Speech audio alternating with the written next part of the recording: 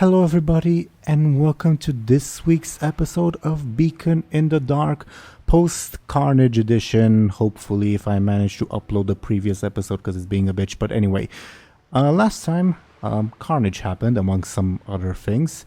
But before we get into that, let's have, as usual, our players introduce themselves and their characters.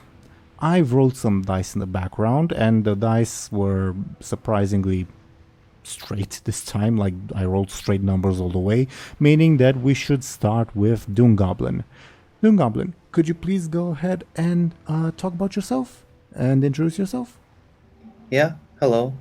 I'm DoomGoblin and I play Captain Bladebeard, the captain of this crew. And yeah, very excited for this session. Last one was, if you watched it, you know what it was. But yeah, let's see what happens next. Yeah. Thank you very much, DoomGoblin. Next, according to the dice, we would have Sir Thompshire. Could you please go ahead and introduce yourself and your character? Hello. As always, I'll be playing Benjamin Aaran, and honestly, the only thing I have to say is that we fucked around and we found out. That's all. Speaking of, like, I asked the other campaign, like, I gave them a brief TLDR of what happened and asked them, who do you think is responsible? They didn't initially say Thompshire until I pointed out Benjamin's response to Lyri giving out bread was to throw an axe at her. But anyway. I will defend Benjamin for that action with my life. Okay. I don't blame him at all. Your life is forfeit. Anyway, thank you again, Thompshire. Next, according to the dice, we would have Banorak. Could you please go ahead and introduce yourself and your character? Yes, hello. I am Banorak, and I am playing good ol' Captain Buhd, the ogre pirate who did the least wrong in the last episode. Yeah, Buhd was genuinely MVP last time. I'm kind of Buhd and Gurren, actually. Yeah. Thank you, Banorak. And next, we would have Zelris. Could you please go ahead and introduce yourself and your character? Hi, I play Lyri, the elf. And that's it. I don't play anyone else. Mm-hmm. Yes, thank you very much, Zelris. That is a good introduction. I forgot to... Okay, there I go, I did the thing. So, Zelris, since you read the recap last time, I'd like to give you a choice, and one of them leads to another choice. Would you like to pick who reads the recap now, or would you like the dice to decide? Let's let the dice decide. Okay.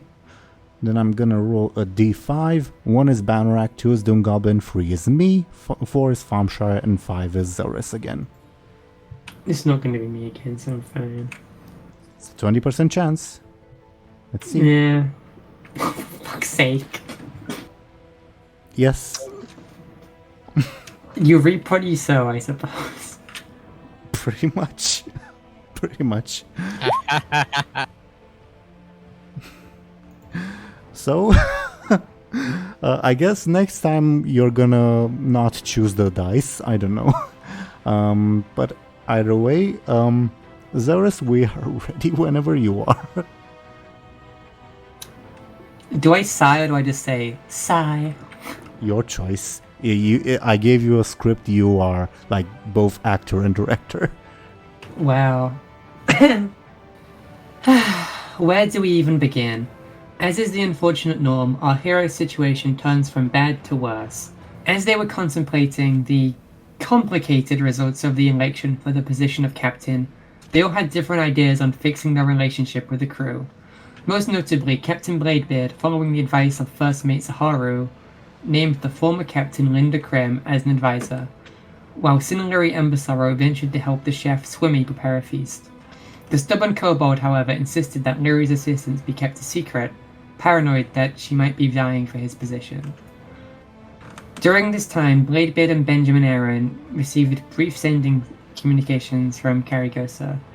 She essentially asked for our group's aid, first by asking if they had ever heard of a Crystal Core Enterprises, and then by saying that not everyone made it back. Did she really say that? Yep.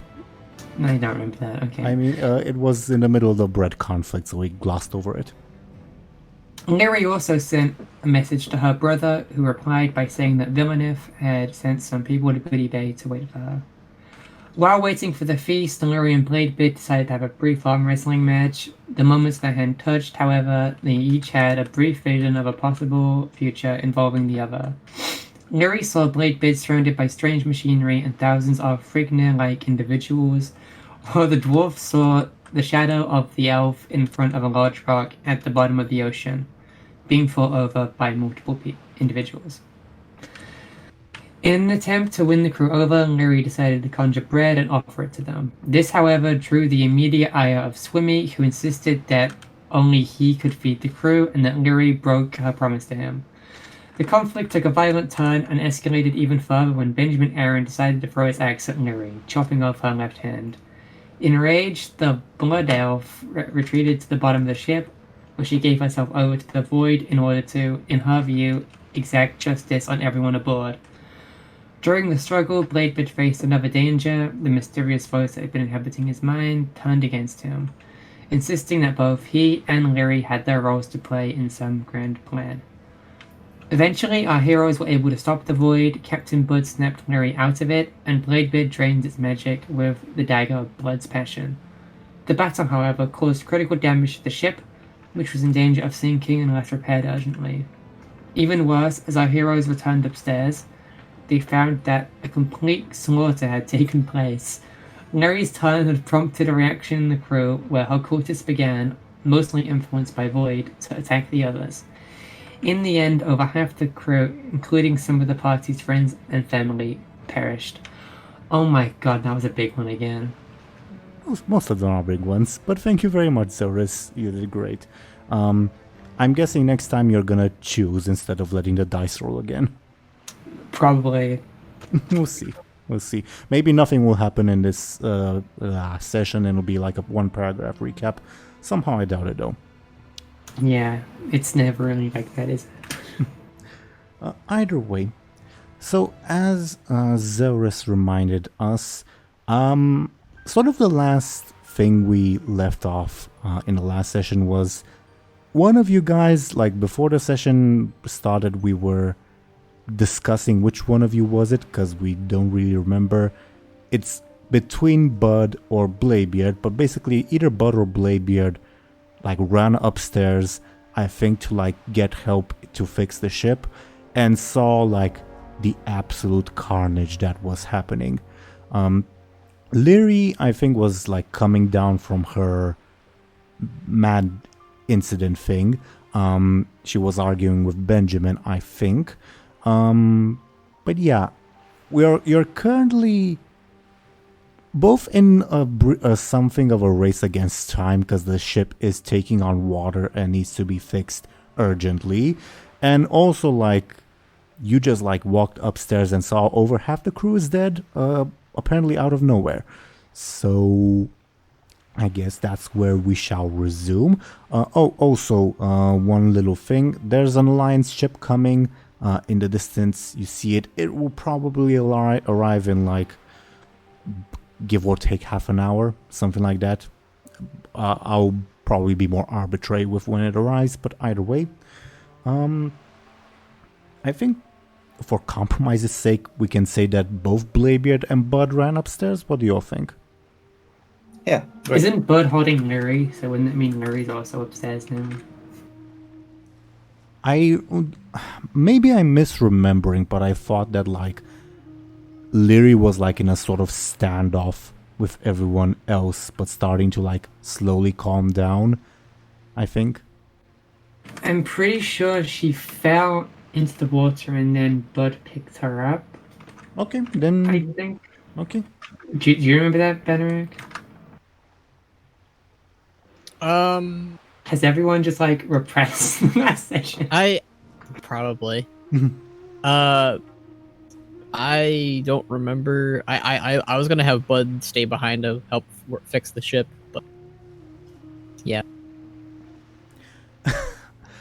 Then, I don't know, for the sake of being neutral, let's say everyone runs upstairs to get help in fixing the ship, because it is urgent, and I don't know, Bud is carrying Bladebeard and Lyri like American footballs, because, yeah, Bladebeard was an American football last time, because he couldn't really move.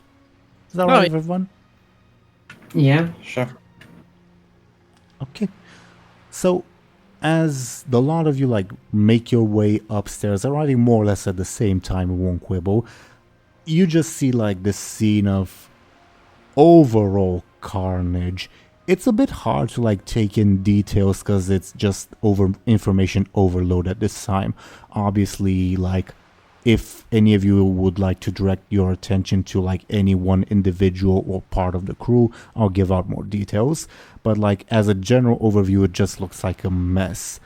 The best way I guess I can describe it, just like as an overall glance, is that it seems like the crew is more or less split into two sides, for lack of a better term. Obviously the cultists and the like non-cultist people. Of the like 20-ish cultists, all but like 7 are dead. The other 7 are all pretty much just...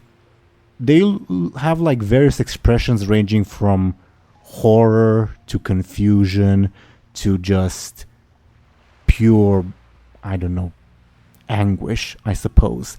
As for the other half of the crew, of the like 40 people, pretty much close to 20 are dead, and they just got attacked by people they considered like close friends, almost family. You can understand that like they're all shell shocked, but like it's also a combination of like the remaining adrenaline from battle, but also, oh, these people suddenly stopped attacking, so maybe I should stop attacking. It's a very weird standoff, and yeah, you come into this like general scene. Currently they're all like paralyzed, nobody really acting in one way or another, if that makes sense. But there's just like blood and like spoiled stew, not spoiled, spilled over stew, I guess, everywhere. Not a pretty scene. So now I leave. Yeah, the floor is yours. Oh, what happened? What's going on? Bladebeard yells out. Can I get a flashy from you? A 0. Everyone's too shell-shocked. On that note, DoomGoblin, since I pretty much sort of established a quote-unquote tradition that at the start of each session, Zihar would give you a report, would you like that to happen now or after the situation has calmed down? After we fix the ship. Okay. Then with that 0, nobody really responds to you. It's like your voice is like, they hear your voice, but it's like as if they heard a seagull in the distance. It's just background noise because it's too much happening all at once. The ship is sinking. We need to fix it. Come on. They all... How many people are dead that we can see? To be fair, like quite a few of the deaths happened also below deck, because not everyone was on the upper deck.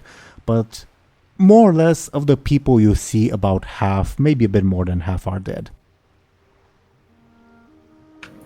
Ooh, that's bad. Because of your flashy roll, DoomGoblin, unfortunately they're all still too shell-shocked to actually answer you. Guys, we need to fix the ship. We're all gonna die if we don't do this quickly.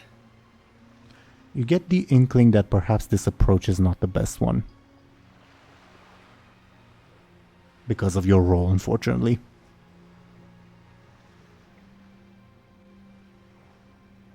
Uh, how do we fix the ship? Might I ask? I think the first step is for Bud to drop us so he can help. Bud is your shipbuilder, yes. Also, he's currently a Draenei carrying you guys, funnily enough. But yeah, it's Bud and the other carpenters of the crew, like, stuffing the hull and quickly rebuilding it as, like, quickly as they can, because, yeah, the ship's in dire straits.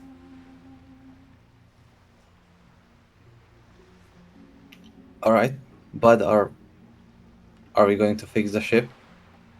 We should. Well, let's go. What is good at that?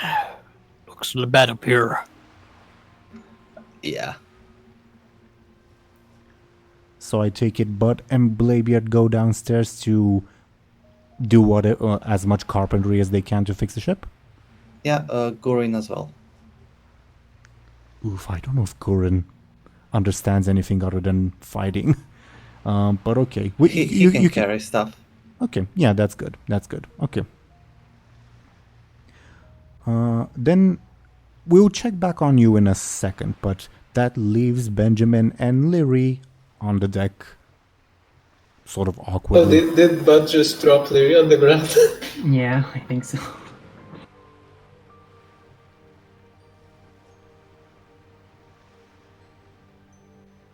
Hmm. Honestly, I think at this point, Benjamin is just as frozen as the crew. So it may take like a few moments for him to spring into action. So maybe if you want to jump into a scene with Bladebeard or whatever for a bit, I'm fine with that. Yeah, Lyri's just kind of looking around. Sure. Then Oh, are you conscious? Huh? Are you conscious? Yeah, Lyri's conscious. Okay. Also, can you guys hear me? Yeah, we can Yes. hear you. Okay. Can hear you. Okay. That's always here.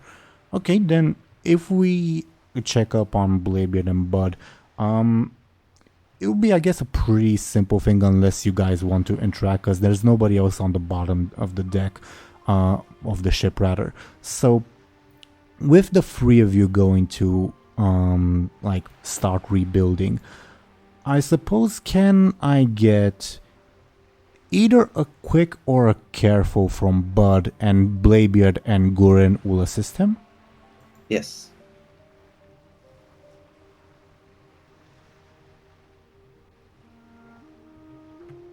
Bannerack, if you will. Yep. 6. Okay, that's a very good roll. With Bud, you're like training, for lack of a better term, like all your previous experience in like quickly fixing up Bladebeard's ship kicks into gear. You've definitely done stuff like this before. Bladebeard as a pirate has been in plenty of like cannon fights with other ships, and in these like sort of fights at a distance where you couldn't really go up in personal and help your and Bladebeard's crew, it was your job to fix whatever severe damage the enemy dealt, and you are an expert at keeping whatever ship it is in tip-top shape. And with Bladebeard and Gurin assisting you, even if they don't like really have carpentry training, you are able to plug the hole pretty much immediately, close to immediately at the very least. And the danger, like the immediate danger, is past. The ship will still keep its level 6 consequence, but yeah, that is something like, to do more than patchwork repairs, you need to like stop at a shipyard or whatever. Make sense?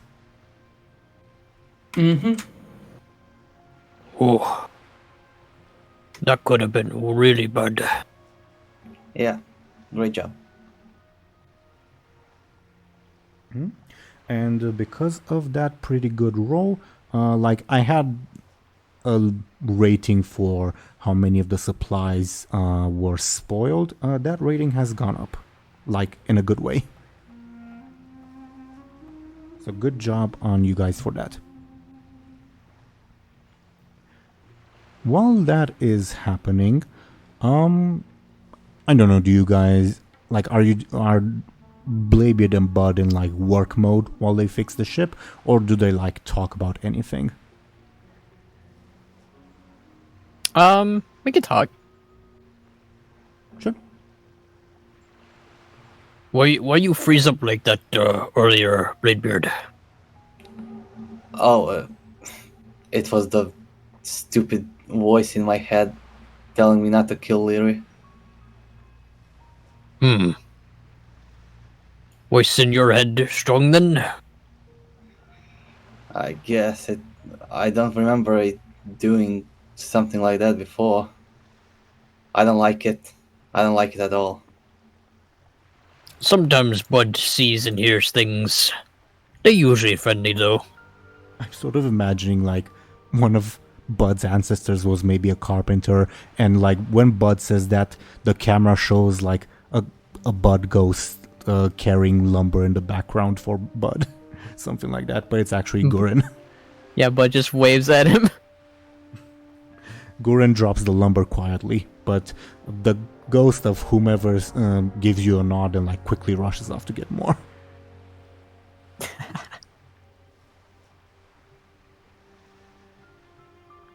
Even Bud's ancestors help out. It all good. Yeah, great. We should check up on what happened upstairs. Very bad up there, very down bad here. Really bad ship, but have bad vibes. Yeah, I guess Bad Fortune was a fitting name, I guess. I think it was good fortune, but bad fortune might be new name. Yeah. As you, I'm guessing, start heading upstairs, Bladebeard, you hear a sound that's like, that probably like triggers almost a fight or flight response in you almost instinctively. The sound of your mother crying. I'll go towards it. She would be on the middle deck, so not on the top deck and not on the bottom. If Bladebeard goes, does Buhd follow or does Buhd go upstairs? I'd say he'd follow Bladebeard for now. Sure. Then Bladebeard, as you like go in that direction and to check up on what's going on, you come into like a very weird scene. The first thing you will see is probably like a book flying, but it has wings attached. Then you see a small pile of gold, and next to them is one of the members of the crew with a horrified expression holding a bloody knife, and at his feet is the dead body of Spellbeard. And if you were to round the corner, you'd see your mother sobbing and Benjamin's father, Joseph, just looking shocked. What the hell happened here? It says this is the crew member. I don't know. He looks at the Drop the bloody knife. guy. He drops it. I check Spellbeard. He's dead. Right. Above board, yes, but in character, feel free to give me a careful. 1. It's hard to tell, cause like hard to get a pulse, cause Spellbeard is covered in like clothing and beard, but he looks lifeless. Why did you stab him? I don't know. The voice that it said that I should. What voice? Wasn't just one, Captain. It was dear, by the light. He like takes a few steps back, staggering in horror, and he points at the floating book and says that was Thomas. then and points at the gold. That was Barkley. I like kick the gold. You kick the gold and it spills over. I don't know. They might turn back. Did Spellbeard do this? The crew member just like starts nodding, but he's clearly like he doesn't have like the will to form words, so he just nods. I think we attacked and we were trying. I don't know what we are trying, but we attacked and he defended himself, and those 2 points at Martha and Joseph.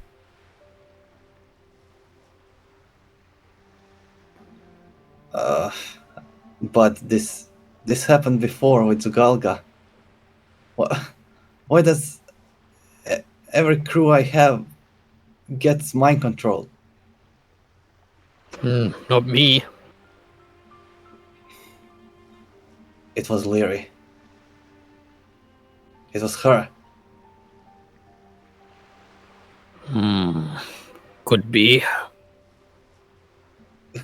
Help me get Spellbeard to Ziharu. He's the healer, right? We could try, but he don't look so good. I mean, there's a big pool of blood forming. Yeah. And when Bud says he don't look so good, Martha starts sobbing even louder, like ugly crying. Yeah, I guess we are too late.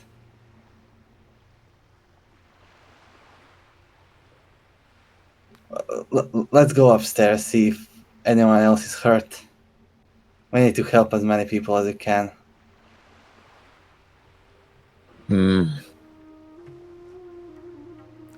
And as you two head upstairs, shall we check up on Benjamin and Lyri and have you guys join them in a couple minutes?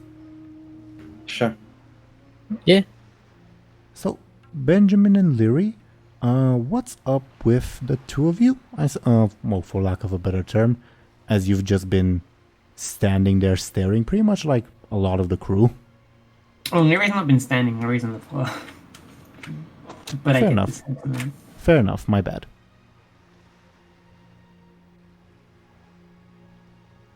Lyri's just kind of looking around with wide eyes. You see some of the like above board cult members, but in character you don't know that they're cult members. Like the smaller portion of the crew that's like separate from everyone else, they all like one by one start like looking at you, Lyri, specifically, and they all have horrified expressions on their faces, but more so confused than horrified. Okay. They just stare.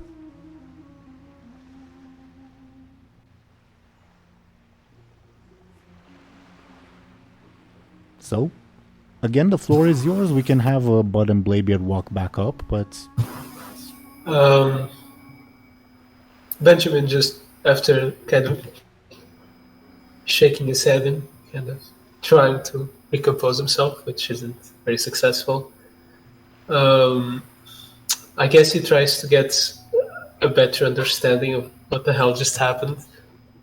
Sure, give me a careful and your stunt would apply.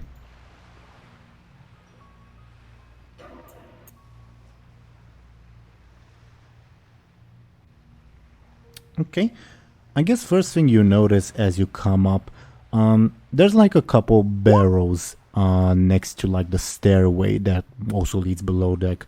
And you see like a boot like hanging, not hanging, like you see evidence that someone was hiding in the barrels by the fact that there is a boot there and what looks like a pool of blood.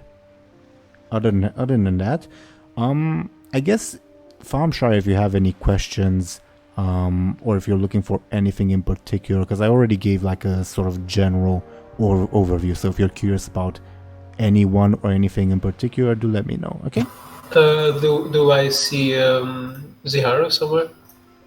He is still carrying Lyri's hand, like sort of in the middle of the crew, also staring in shock. It's almost like time has stopped, because you see a member of like the other side of the crew, like mid motion of attempting to stab Ziharu, but the knife is like halted midair, so to say, and they're both like staring at each other, staring at a knife, unsure like what just happened.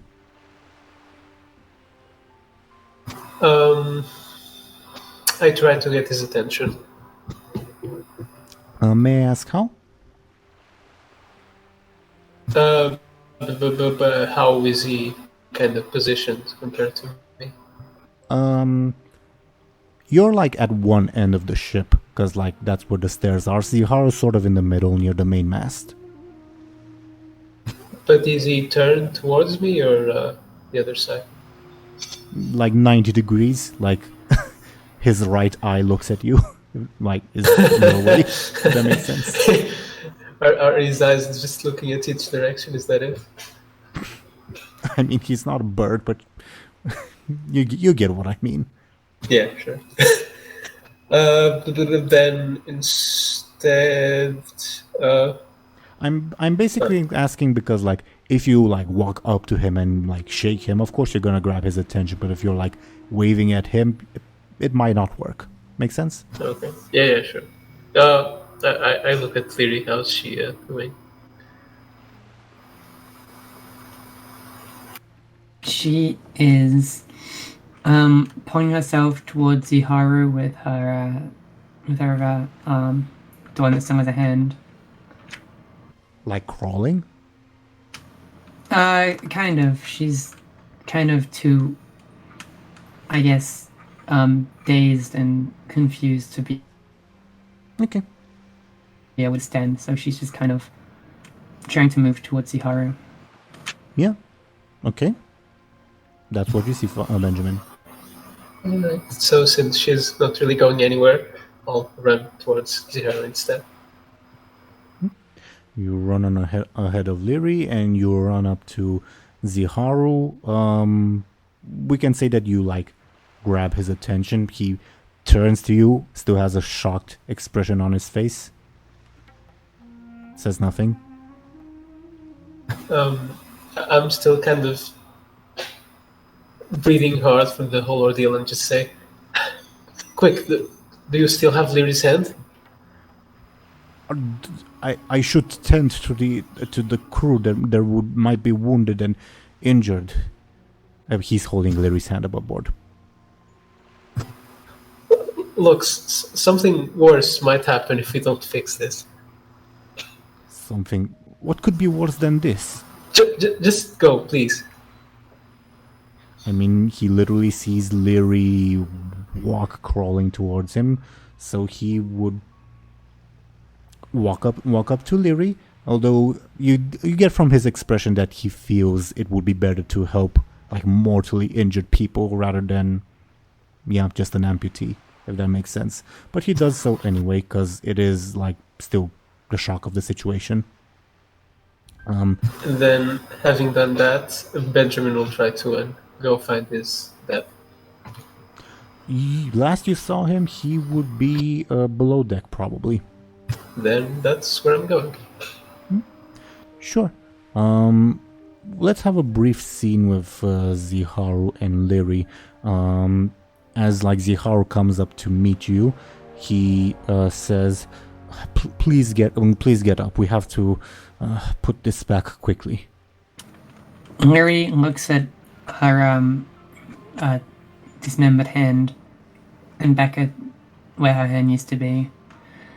And as I mentioned last session, where your hand used to be is like healed, for lack of a better term. Like it's a stump, but like not an open wound, if that makes sense. Mm-hmm. I can still feel my hand. It's just a dream. Please, calm down. Try to calm down. Take slow breaths. This is normal. Let me try to put this back.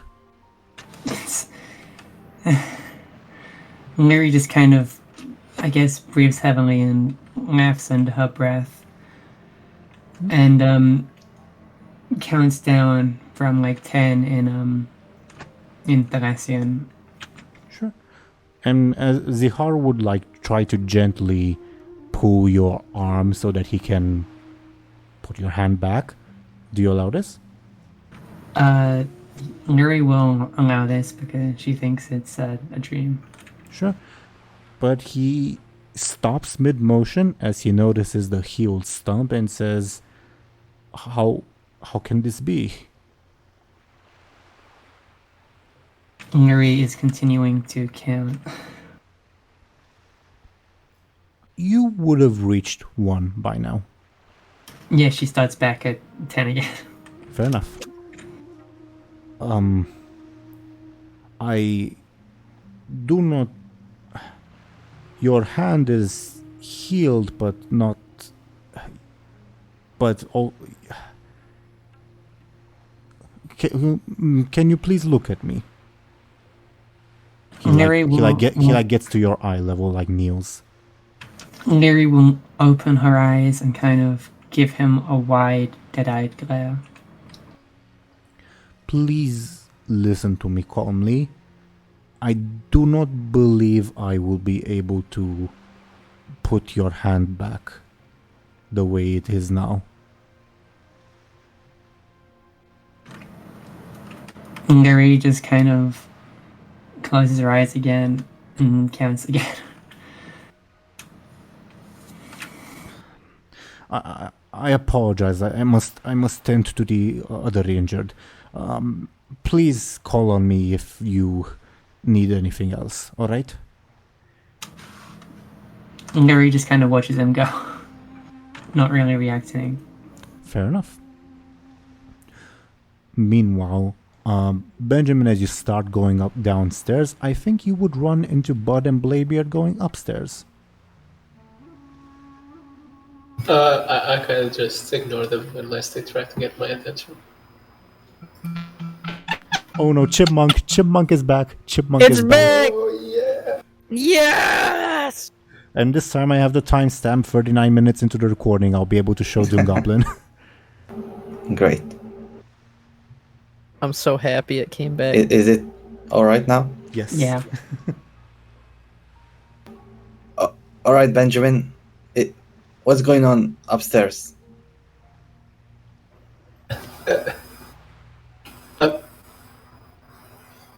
Everyone's killing each other, or were at least. Yeah, same here. Our parents are alright though. Benjamin just runs past Bladebeard to get to them. Bladebeard will run past Benjamin to get upstairs. Sure. Let's continue on with Bladebeard and Buhd for just a little bit. As you guys come back upstairs, the only like the crew is starting to slowly snap out of it. They're still sort of standing off on two sides, one separate from another, and they're still very, very confused as to what to do. The only real sign of activity that you see is Ziharu sort of frantically running between the injured, especially those mortally injured, trying to save as many as he can. I would like to sneakily approach Lyri if I see her. Oh yeah, I think she would be the only elf in dark clothing on the ship. She is not hiding. Does Lyri attempt to detect, or does Lyri oppose Bladebeard's attempt to sneak? No. Then Bladebeard will be able to sneak up on her. I would like to knock her unconscious with the back of my sword. Does Lyri oppose this? No, because she thinks it's a dream, and she doesn't have any stakes in what's happening right now, so no. Okay, then no roll required. Bladebeard, you are able to knock Lyri unconscious. No damage above board. Alright. Then I'll tell Gorin, Oi, tie her up to the main mast and gag her. We'll deal with her later. What's a mast? The big stick in the middle of the ship. Gurin nods and proceeds to do that. Are you sure this is a good idea, Bladebeard? She's gonna be really mad when she wakes up. I don't care. I'm really mad right now. What, you saw what she do when she's angry. It lead to everyone killing each other. We need her in good mood, not bad, worse mood. No. We need her tied down. She's a danger to herself and everyone around her. You saw that what she did. She almost killed us all. And she only stopped when Bud calmed her down. Well, next time I'll calm her down. Forever. She's still our friend. Not mine. Not after this. Her arm came off. Of course she was mad. Bud would be mad too. I don't care. Let me go talk to Benjamin. He sound her mind. Sure. But as you go downstairs, what does Bladebeard do while we're gonna have a scene of Benjamin and then Bud joining him? But what does Bladebeard do in the meanwhile? Can I assist Ziharu somehow? Yeah, you Bladebeard is can. not really not really good at fixing people. But you can like give orders because obviously Ziharu is just one individual. He cannot tend to all the injured, not really. So you can like give orders to the crew, like organize them to like perform like first aid and like gather the wounded, etc., etc. Sure. I would ask, what do you do with the like 7 to 8 people that were like the cultists? I don't know. Hey, everyone all right? What happened? And this will be how Blingy dies. Blingy, still alive at this point, she runs up to you, Bladebeard, and like tries to grab at like your pants, or more like your shirt, and she is just repeating the following: "The shadows can hurt you, but they do not lie. The shadows can hurt you, but they do not lie." And she jumps off the ship. We have a man down. I look if she's still alive in the water. Give me a careful.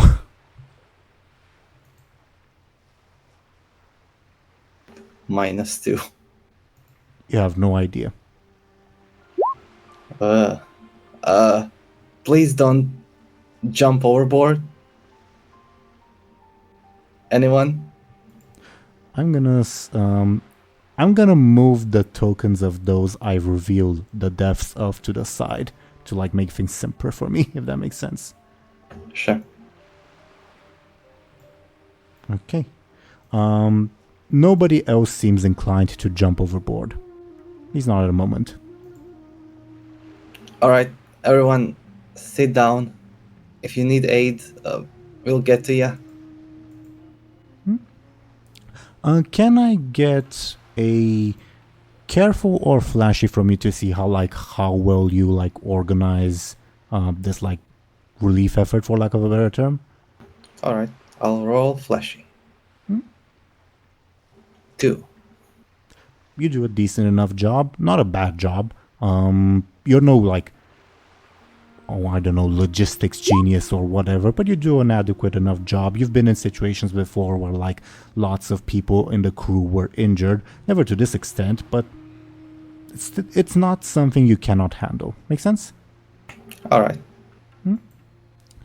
Meanwhile, downstairs, Benjamin, you like rush your way below deck, and again, like to the left and right of you, it's a similar situation as what happened upstairs, only on a smaller scale, and like hidden by like the various rooms and whatnot, of like signs of conflict, people more or less split into like two sides, for lack of a better term, and eventually you would definitely hear the sob of a dwarven woman, and you would see sort of flying past you a book with wings, a pile of spilt gold, a guy with like blood on his hands standing there shocked, the dead body of Spellbeard, Marfa sobbing, and Joseph, your father, sort of behind her, also shocked.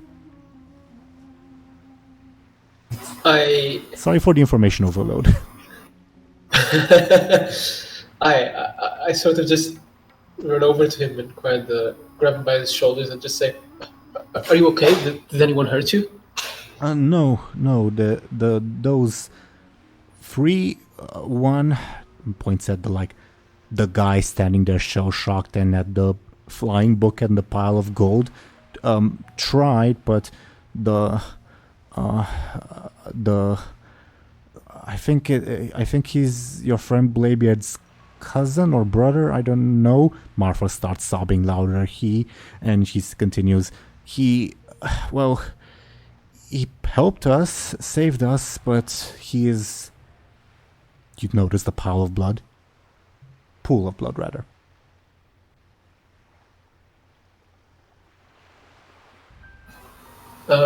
Is he dead? Marfa lets out a scream of just sorrow, and Joseph gives you a look like, come on. Can you guys hear me? Yeah. Okay. Yes. Yep. Are you with us, Thompshire? I guess not. Yep, I guess not.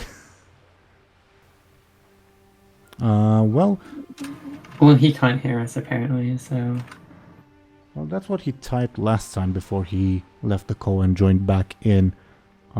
Give us a sign, Thompshire, whenever you're back, okay? Okay, while I do that, DoomGoblin, I guess I have a question for you. Because the Alliance ship is coming, because you used Bladebeard's stunt last session about a criminal contact. My question would be, obviously Bladebeard wouldn't know, but would you like to know who the criminal contact is? Or shall we leave it when Bladebeard finds out, DoomGoblin's also gonna find out, if that makes sense? Sure, let's make it a surprise. It's more fun that way, I think. Okay, sure thing.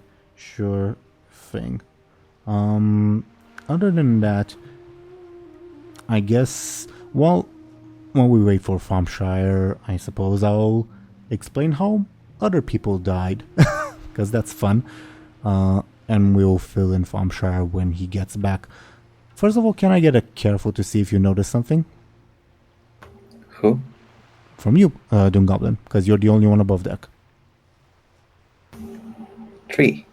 Okay, you definitely notice that there is someone or something you see a boot hanging from behind some barrels close to the stairwell, and blood pulling from underneath the barrels. Someone is injured or dead there. I'll check it out. Open the barrel. Well, behind the barrel, not in the barrel. All right. Yeah. Behind the barrel, you will see the dead body of John with an arrow sticking from the back of his neck. I look back to see if there's anyone with a bow. Your second mate, Severith, the Night Elf. I'll quickly run up to her. Sure. What's her expression, her mood? Shock, horror. She tears are you see tears just falling down her face. She's clearly like not feeling well, but she is also Alright, I'm alive. welcome back. Just a second, we'll come back to you in a second, okay? Benjamin? We just let her heard John's dead and stuff. Yes, John was hiding in some barrels. Yeah, Well, so behind the barrels rather, and Severif, the Night Elf, shot him in the back of the head. It's like Five Nights at Freddy's broke barrels instead. Something like that. So yeah, DoomGoblin, as I was saying, you see that, again, there are tears falling down her face. She seems very distraught, but she's not like all out sobbing like Marfa was, because she seems more shocked than anything. Hey there. Ah, Were you also possessed? I don't know. I don't know what happened, Captain. I believed it. I believed it when he said. I believed it when he said that we would find the truth. I believed it. I believed it. I'm so sorry. I'm so sorry. Who said it? Who said that? They all said it. She taps her head. They all said it. It started with, what was his name? Hartep, I think? A Tortolan? Yeah, the turtle man. But the voices confirmed it. It all seemed so right and all.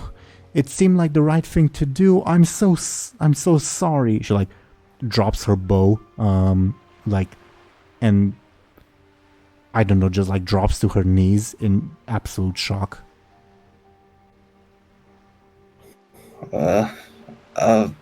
Just take a breather. I don't know.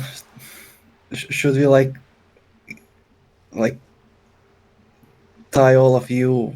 I mean, were you all possessed or just some of you? Do you remember? I'm gonna roll her careful.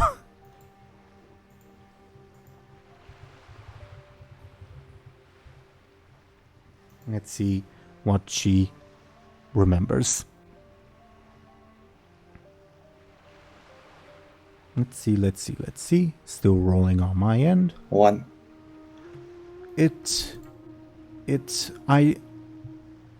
I don't know. The voices said what to do, but it all felt so right. When I shot that man, it felt like my divine mission, but I know it's wrong, but the voices, I don't know, Captain.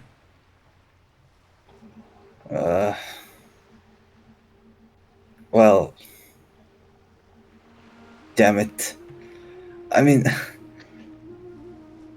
there's no way of knowing if this will happen again. I mean, I'm sure Lyri was involved. She's tied up now, and she's missing one hand.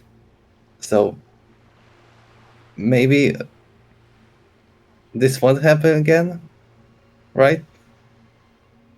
She starts sobbing because she does not know. She does not hold your answers. Just all right. Rest for now. I can't. I should. Are they injured? Oh, by Loon. Yes. Okay. I should help with the injured, Captain. Please allow me. Yeah. All right. Go. And she does that. She does go. Meanwhile, let's resume with Benjamin. That right with everyone? Okay. So, Benjamin, Thompshire, last thing was you asking Joseph if Spellbeard is dead, right? Mm-hmm. And my reply was Marfa starts crying louder, and Joseph gives you a look like, come on.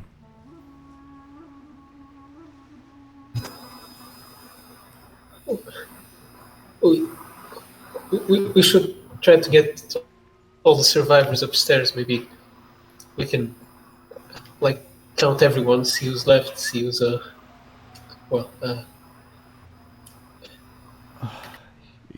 Sure. And at this point, I think Buhd would join the scene in his Draenei form. Are you with us, Banorak? Yep. Can you hear me? Yep. Okay. Benjamin. You see the same... Yeah, you already saw, like, this whole spellbeard thing. Never mind. Yeah.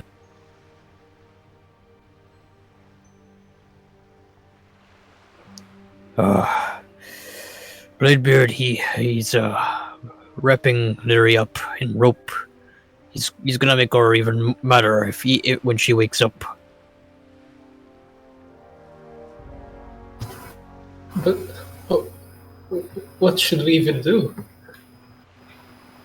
Well, we shouldn't wrap her up. She's just gonna get mad and things are gonna get worse again.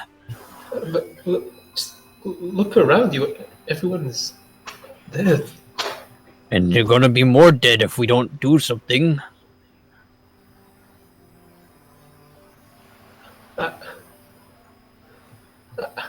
I don't know what to do. Ben, this is Joseph, your father. He like puts a hand over your shoulder. Ben, like you said, let's gather everyone, help the injured, make an inventory. Come on. I kind of just nod slowly and say, "Okay, all right," and I get up. He then looks at Buhd and says, "Mr. Ogre, I'm guessing." Hmm. Should my son help with this whole Lyri situation, or should he help with the bodies? But usually rely on Benjamin's thoughts when it comes to Lyri. All right, you two are big boys. He like taps the both of you on your backs and like gives you a soft push. You boys figure it out. I'm gonna help here below deck. All right. Okay. All right. You have been pushed to Look, but did I do this? Well, you started it. You chopped Lyri's hand off for I don't know why.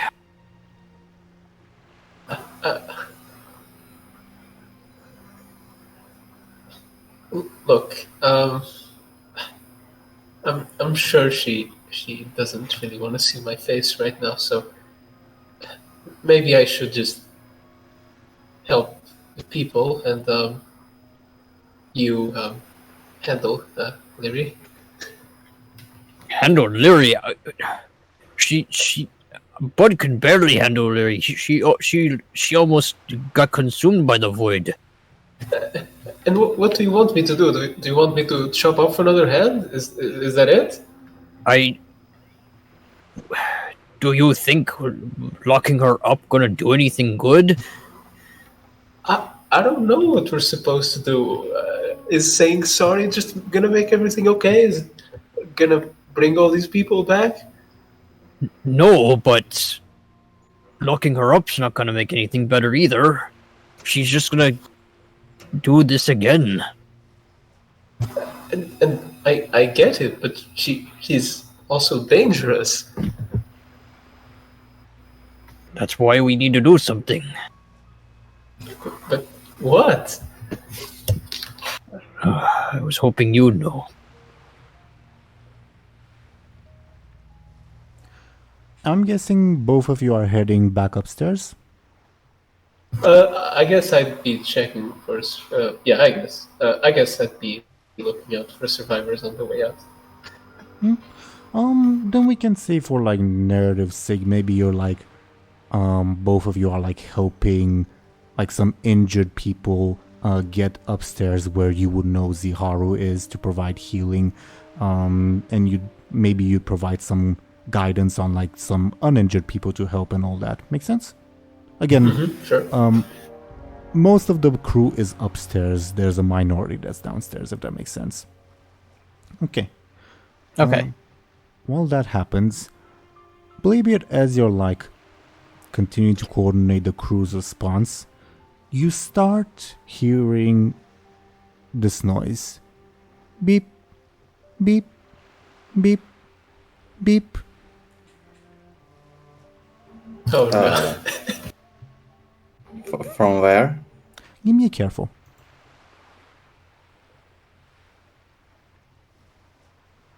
Three. Yeah, it's coming as like the like landscape clears and you're able to like get a better view as like everyone's moving around. It's coming from the corpse of this goblin. I'll pull out my sword and slowly approach. Beep, beep, beep, beep, beep, beep. Over time, the beeping like increases in intensity, if that makes sense. Can I pick up her body and throw it overboard? May I get a quick from you? 4. Yeah, you are able to, as you throw the body overboard and it lands in the water, starts sinking, you feel a small explosion underwater. What the hell is going on? There are bombs here? I think, obviously I know Bladebeard cannot read, don't worry, but I think while you were carrying her, probably like a note fell from her pockets. Alright, I guess I'll pick it up. I know Bladebeard cannot read, no worries. But yeah, that's another one down, I guess. And at this point, I think Benjamin and Buhd would come back upstairs.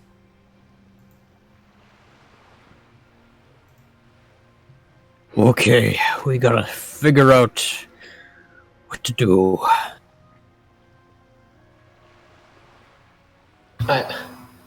I think we should help everyone that's alive first, and then we think about Lyri, okay? Yes. I think that Lyri's gonna wake up a lot sooner than that. But that is entirely Zelris' choice.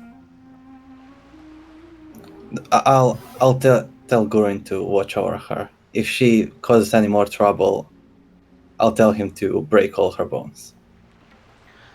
Can you define trouble? I'll tell Gurin to if she gets free. I don't think she needs working limbs to create harm. Whatever she has, she's got something dark with her that helps her. I don't know. That's the best I can do. What do you want me to do? Throw her into the ocean? No. I need her for my ogre still. Plus, she's our friend. No. She's trouble. She's always been trouble. Yes. We should have ended her long ago. The moment she killed me. How many lives could have been saved? Oh, you came back. That big difference. Will these people come back? No. I'm not Will saying citizens of Stormwind come back? saying she's good. As you say, will these people come back? You start noticing like a trail of blood go down like the main mast. There's probably something like sort of behind Lyri, so to say, like on the other side of the mast.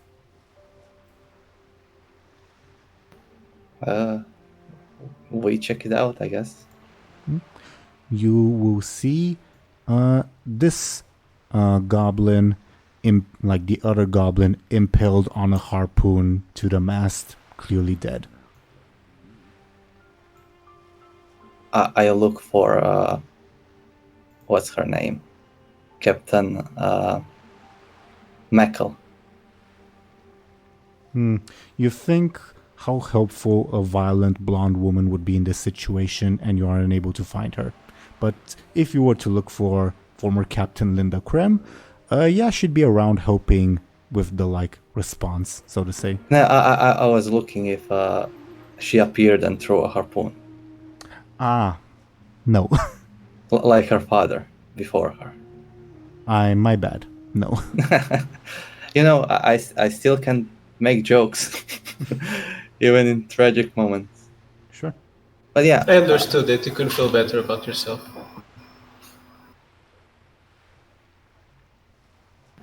All right. The captain is alive, right?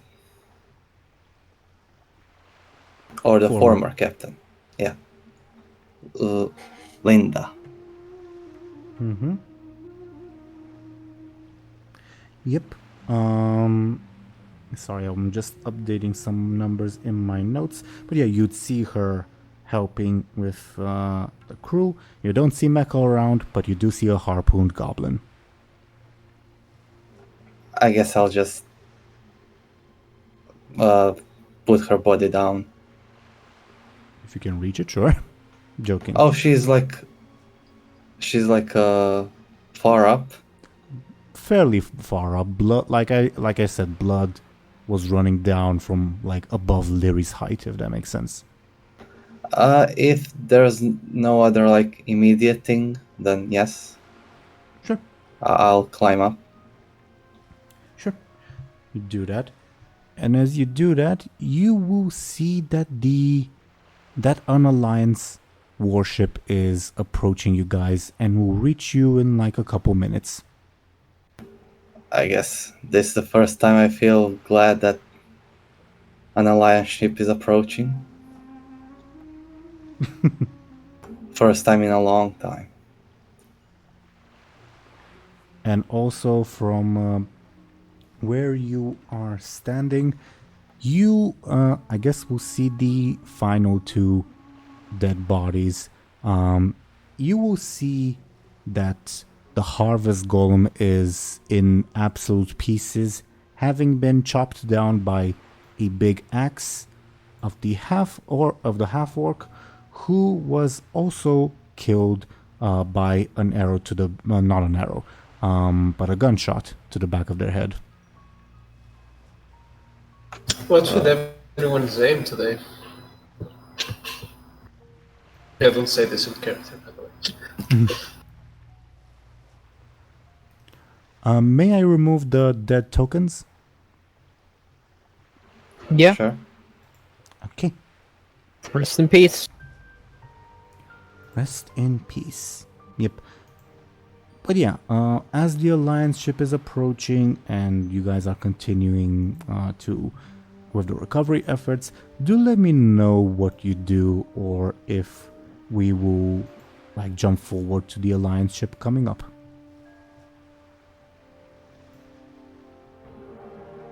I guess we prepare for to greet the alliance. Sure. You may do that. And yeah, as the Alliance ship approaches, you will and like sails to like be side by side with your ship. The Alliance ship is clearly taller, and they're like looking down on you guys. The captain that I will put on screen shortly says, "There a problem over there, citizens?"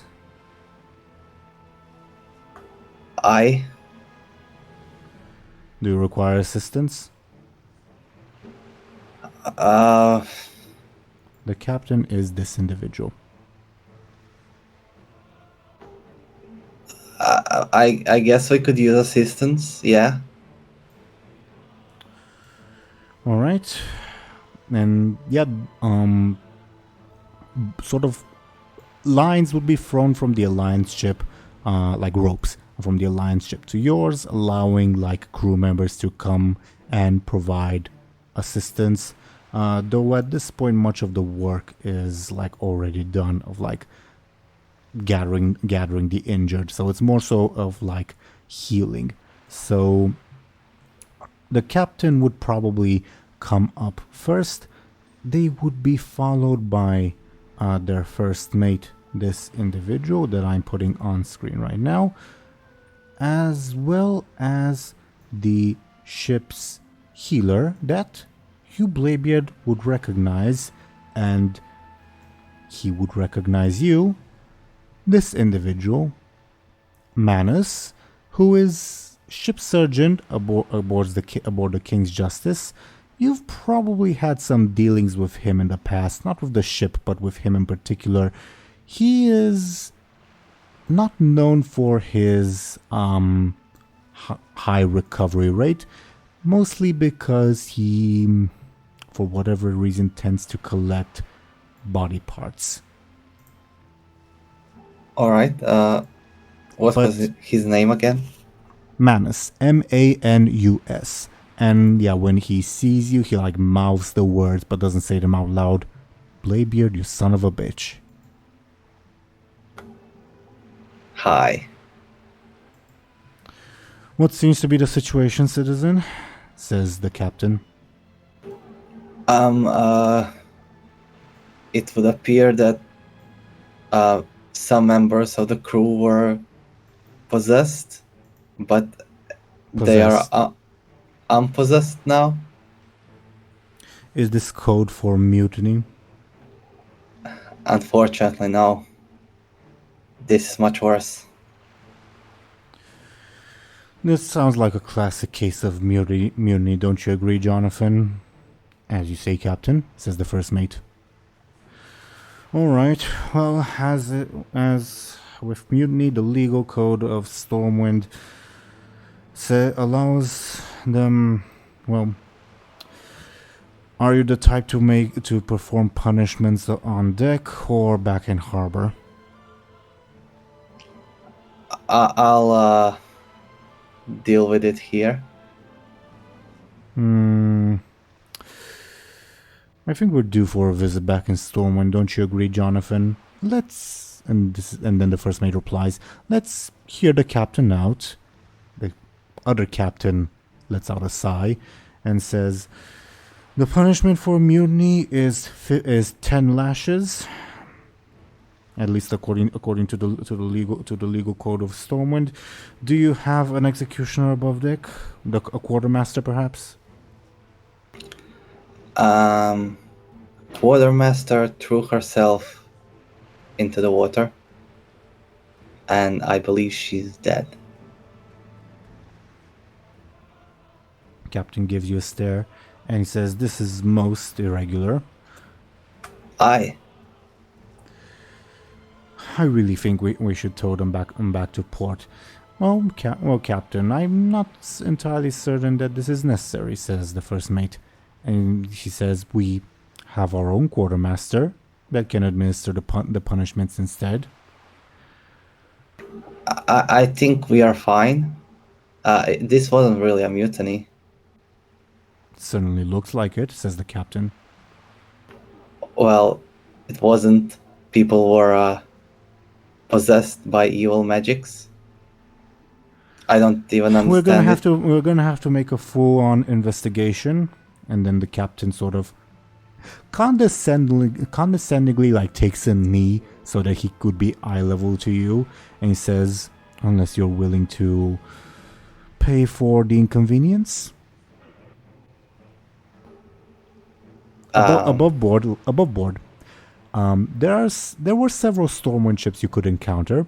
I rolled randomly. You got the most corrupt one. Congratulations. Oh, I guess that's good. I don't know. Or maybe investigation would be good. I don't know. We don't have anything illegal on board, right? The ogres, Bladebeard. I whisper that too, Bladebeard. Give me a sneaky. Because like, Can you- the can you, captain's like- face to face with Bladebeard. Can you like stage whisper? Like not whisper, but say that you whispered. I didn't hear what you said. Oh, I said we have the ogres, Bladebeard. Oh, yeah. Still, if Benjamin does that, I will require a sneaky, please. Is that enough? I don't know. Let's see what the captain rolls. Oh, actually, I should roll for the first officer too.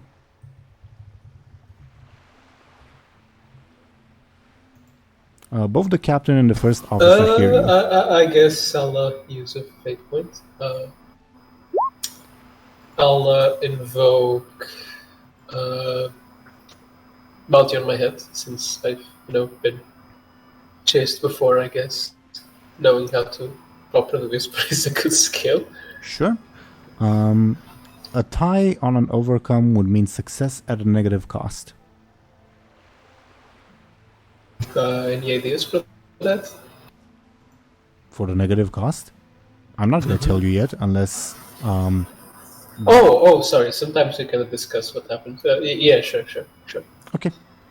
Like I was waiting to see if you're going to improve your roll further. Okay. So at a tie, I won't reveal the negative cost yet, but you do get the message across to Bladebeard without those two noticing. I thank you for your help, and how much do I owe you for this kind favor, sirs? The first officer looks slightly, like raises an eyebrow, like you're not supposed to talk to him about it, and the captain leans down a bit more and whispers, "How much you got?"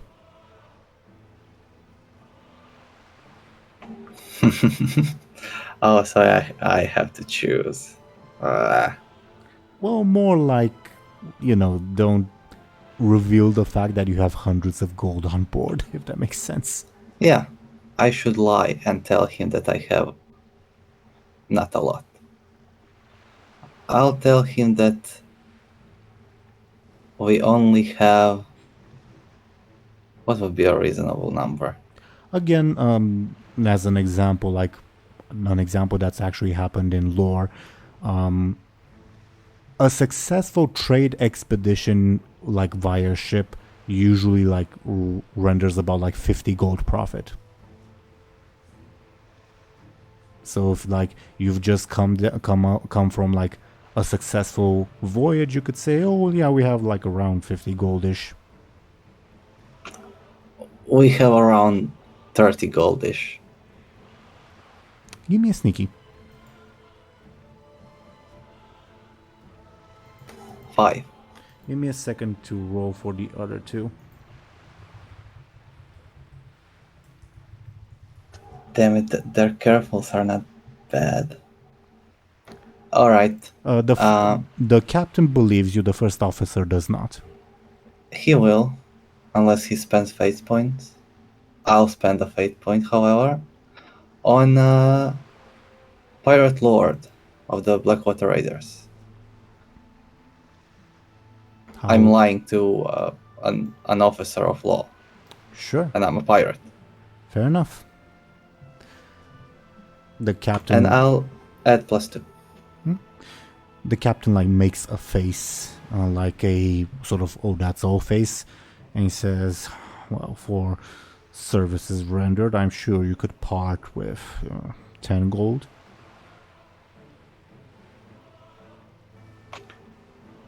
Uh, 9.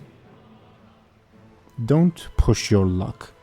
And the first officer says, "Perhaps we should have Maxima take a look at their inventory. This is the negative consequence that I impose on Benjamin." And the captain like chuckles and looks at you and says, "You wouldn't want Maxima to take a look at your inventory, would you?" 15. Oh, but you miss out on so much fun. I'll tell you what. 12 gold, and she administers the punishments to the crew. 15 and we'll be on our way. 20 then.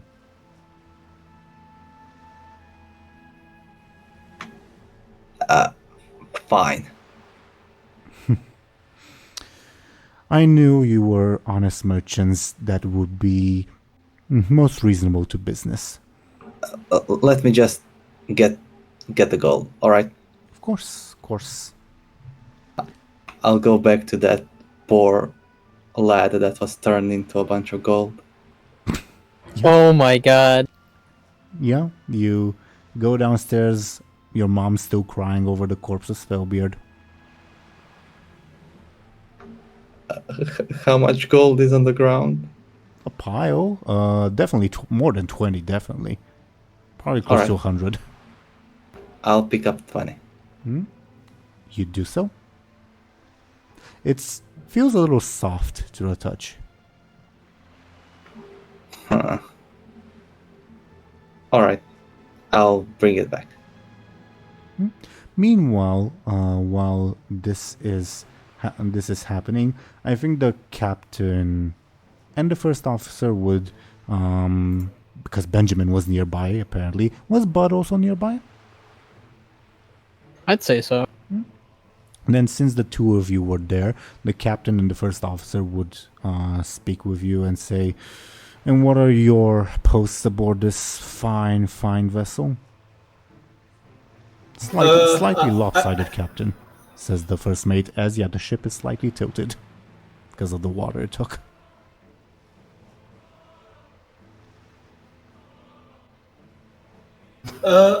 I guess you could call us guests. And what's your business as guests? Is this some cheap way of avoiding paying for a griffin? Well, Captain Bladebeard's our friend, so he took us in, for a little trip. Captain Bladebeard, says the first mate. Wasn't that the name of some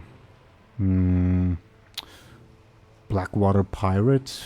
I'm sure there was an arrest warrant somewhere, Captain. I think you're confusing it with Captain Spellbeard. Can I get sneaky from you with Buhd assisting? Oh no. Oh, not +4. My bad. You want a sneaky? I'm assuming you're assisting Benjamin. Yeah. So yeah, the captain believes you, and can you guys hear me? Yeah.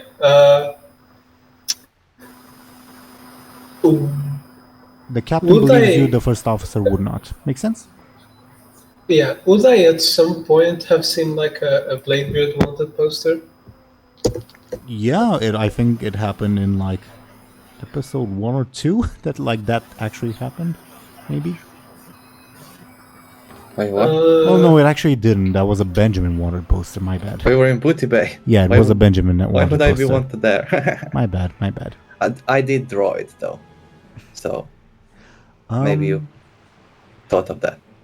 Then maybe you saw one when you were at Sassy Hardwrench's place. Probably not in Stormwind though. Makes sense, Thompshire? Well, I guess here goes the spending spree. I'll use one of my fate points to do the same thing as last time, and the second one to invoke traveling sellsword. And since I've traveled all around, I guess I've used the lyre too to get myself out of a nasty situation. 2 of those would make it a tie. Mm-hmm. Oh god, do I want to spend the last one?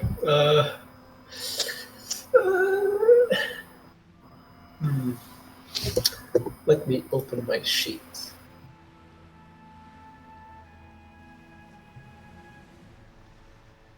Sure. Yeah. You've definitely convinced the captain. The captain seems oblivious. You guys definitely get the hint that the first officer's definitely smarter than the captain.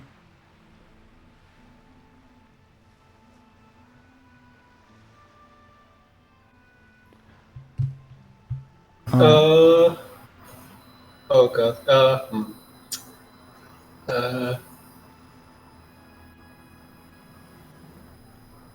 Uh, okay, this is kind of ridiculous, but I'll try it.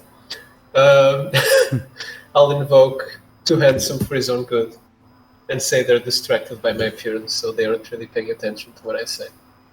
The first officer does not swing that way, I'm sorry. I tried. It was a 1 in 10 chance of success, but he doesn't.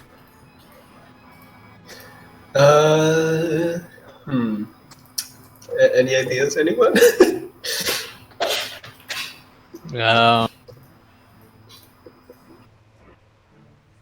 I got nothing. I guess I've got Adept in the Arcane Arts and Veteran of the Northern Campaign. Again, Can I use Veteran of the Northern Campaign as in, maybe I have the look of a veteran and maybe, he's maybe trustworthy, kind of? Sure. Yeah, I think Okay. that works. Benjamin is compellable, everyone. But yeah. No more hand shopping, please. Don't tempt me. What was... Oh yeah, you said, it's Captain Spellbeard, not Bladebeard. The first officer, strokes his chin, he doesn't seem convinced that, he got it wrong. But he does seem convinced that, okay, this is not the Bladebeard I'm looking for, if that makes sense. Fair. Ugh. Quit it with your babble, Jonathan. My apologies, Captain. All right, Jonathan, you deal with this mess. Well, after I receive our due compensation, and do it quick, all right? Of course, Captain. And the captain would sort of buzz off to wait for Bladebeard, while the first mate would sort of continue hanging out with Benjamin and Buhd and say, have you people been traveling at sea long? Oh, quite some time. And have you perhaps seen anything interesting on your travels? A big kraken. Impressive. And you survived? Oh, yeah. That is impressive, definitely. What about you? Looks at Benjamin. Yeah, I guess I was there with the whole Kraken business too, but a good cannon always comes in handy at those times. Understandable. Well, if at any point he gets closer to the both of you and sort of whispers so that he's not overheard, if at any point you encounter something strange and you've managed to take it alive, feel free to give me a call and I can pay you handsomely. Anything strange meaning? Unusual, strange creatures, not of these waters, if that makes sense. Right. Yeah, and he will give you what looks like a little cube. Can I get a careful from both of you?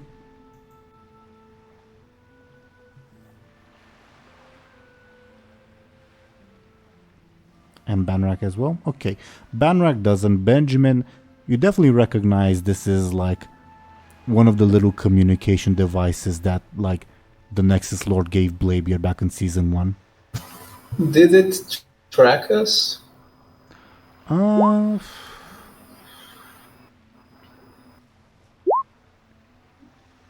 think so.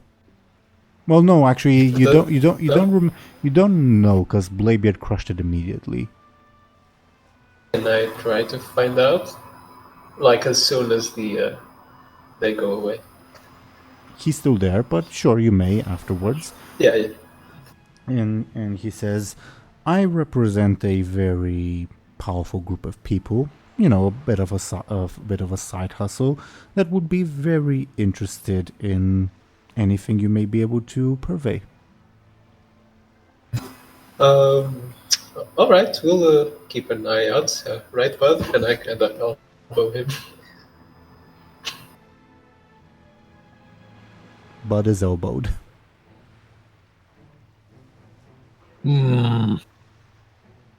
Bud, I don't think Bud really gets the connection because Bud's careful didn't roll high enough. Yeah. And the first mate sort of like reaches into his pocket and like pulls out a sack, jingles it a little bit. It's clearly filled with currency. Probably hands it to you, Benjamin, and probably like pulls out another sack and hands it to Bud and says, there's a lot more where that came from. If we can become long-term business partners.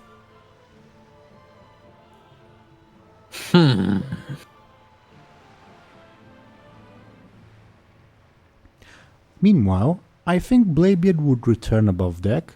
Would you go to the captain? Sure. Yeah. And he's tapping his foot impatiently as you walk up to him and says, took you long enough. Well, thank you for your patience. Do you hand him the gold? Yeah, I hand him a bag. He snatches it, like, clearly, like, in a bit of a, like, sort of tired of you guys, if that makes sense. Says, all right. Jonathan, yells at the first mate. Yes, Captain? And he responds, and the captain says, finish up this whole mess again. We have a schedule to keep. Come on, chop chop. And the captain, without saying another word to you, Bladebeard, would go to return to his ship. All right. Yeah, and Jonathan would like continue like coordinating the relief effort with like the ship surgeon and like your Ziharu and all that. Definitely providing you guys with an assistance. I'm curious, what does Bladebeard do? Like, does he rejoin Benjamin and Bud, or does he like go talk with his criminal ally? I don't think there's much to talk about with him, but He's like sure. he's like glancing at you every once in a while. I'll approach him. Yeah, and as he's like treating someone like making a splint for like their broken arm or whatever, he says, he like whispers, "What the fuck are you doing here?" What I usually do. You've gone legal? No. You? Of course not. And he like pulls, like he reaches into his pocket and pulls out a severed finger, then quickly puts it back in, and he says, "You know how I am." Yeah. So what are you doing with these guys? What do you mean? I'm performing my duty as ship surgeon of the Honorable King's Justice. And he gives you a wink. All right.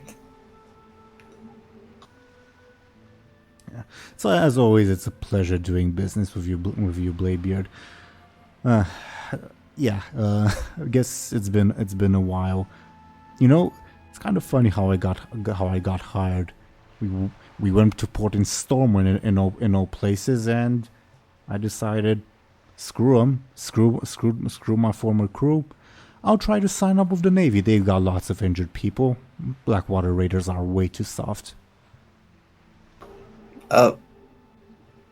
Forgive me. Whose crew were you a part of again? I don't know. been part of your crew. I've been part of Crick's crew. I've even rolled with Heckle for a couple of times. How's he doing? Heckle, the heckler. The very Been same. better, I guess. Yeah.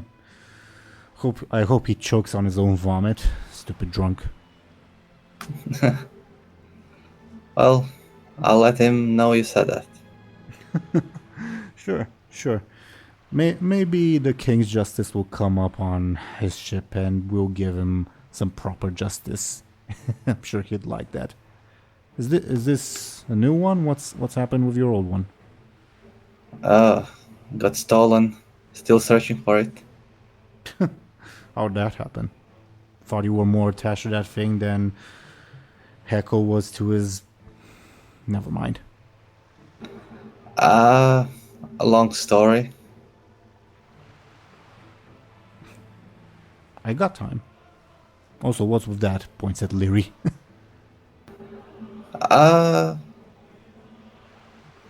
Even longer one. And what's with that? Points at Lyri's severed hand. That's just on the deck, randomly. I thought Zaharu still had it. Zaharu still had it, yes, but like not really being able to do anything with it. He like put it on like a crate and like left it there to like tend to the other crewmen. Because he needs both hands to help people. He can't have one hand occupied with yours. You want it? You know who you're talking to, Bladebeard? Sure, but make sure that we are not followed by your new crew, alright? Oh, yeah, don't need to worry about that. Look, do you know how many people I've killed? And I still got this job? I've been in Stormwind's Navy for 3 years now, and I've still got this job. Trust me, they're not gonna catch on. Alright. Sure. Do you go to retrieve Lyri's hand and hand it over to Manus? Sure. Can I like inspect it a bit? Sure. What are you looking for? I don't know, do I get any kind of visions? Is there anything weird? It's purple, while the rest of Lyri is her... Actually, would Lyri... Yeah, Lyri would also be purple, so never mind. I guess she'd just be dismissed as a night elf as usual. Other than that, no, you don't get any weird visions, but it does feel cold to the touch, and, well, you know, their body's cold, obviously, but this one, like, even more so. Even though it is not decayed. Alright. Here we go. Be careful with this thing. Keep it down. Put it in my bag. Alright. An awful stench comes from the bag. I assume you put it there and don't look back. Yeah. Right. Thanks a lot, man. Do you need anything, like as a favor? Besides getting this ship away from me, no, not really. Okay, I'll try to work fast. Okay. And as Manus works fast, what do you guys do while like the healing and all that continues to happen? I guess assist in healing. Sure. Or I'll speak with first mate and my assistant advisor. Sorry. Oh, Linda. Okay. Yeah. They also like help with like coordinating the healing effort. Well, obviously Zaharu is more important. But yeah. You can get them to like talk, the three of them. Also, Benjamin and Buhd, feel free to like jump in as well. It's your guys' call, unless Bladebeard doesn't want you to. But yeah, I don't mind. Linda just says, "This is a whole mess by the light." Am I correct if I say this hasn't happened before with your crew? No. No, it hasn't. Huh. Good. Let's hope this is the last time. Shall Ziharu give you the start of session report now? Sure. Well, Captain, we're not looking good, but it could be a lot worse. To be honest, even though the crew doubted you, you provided some decent leadership. The crew is traumatized, but they have faith in you. The ship, it's damaged, but it can float. We should be fine for the most part. Our supplies, some of them were spoiled, but thanks to your quick action, we are mostly fine. And I will post in our little Discord your little stats. They were a lot worse at the start of the session, but you guys did good, and now it's better. Okay? All right, great. Yeah.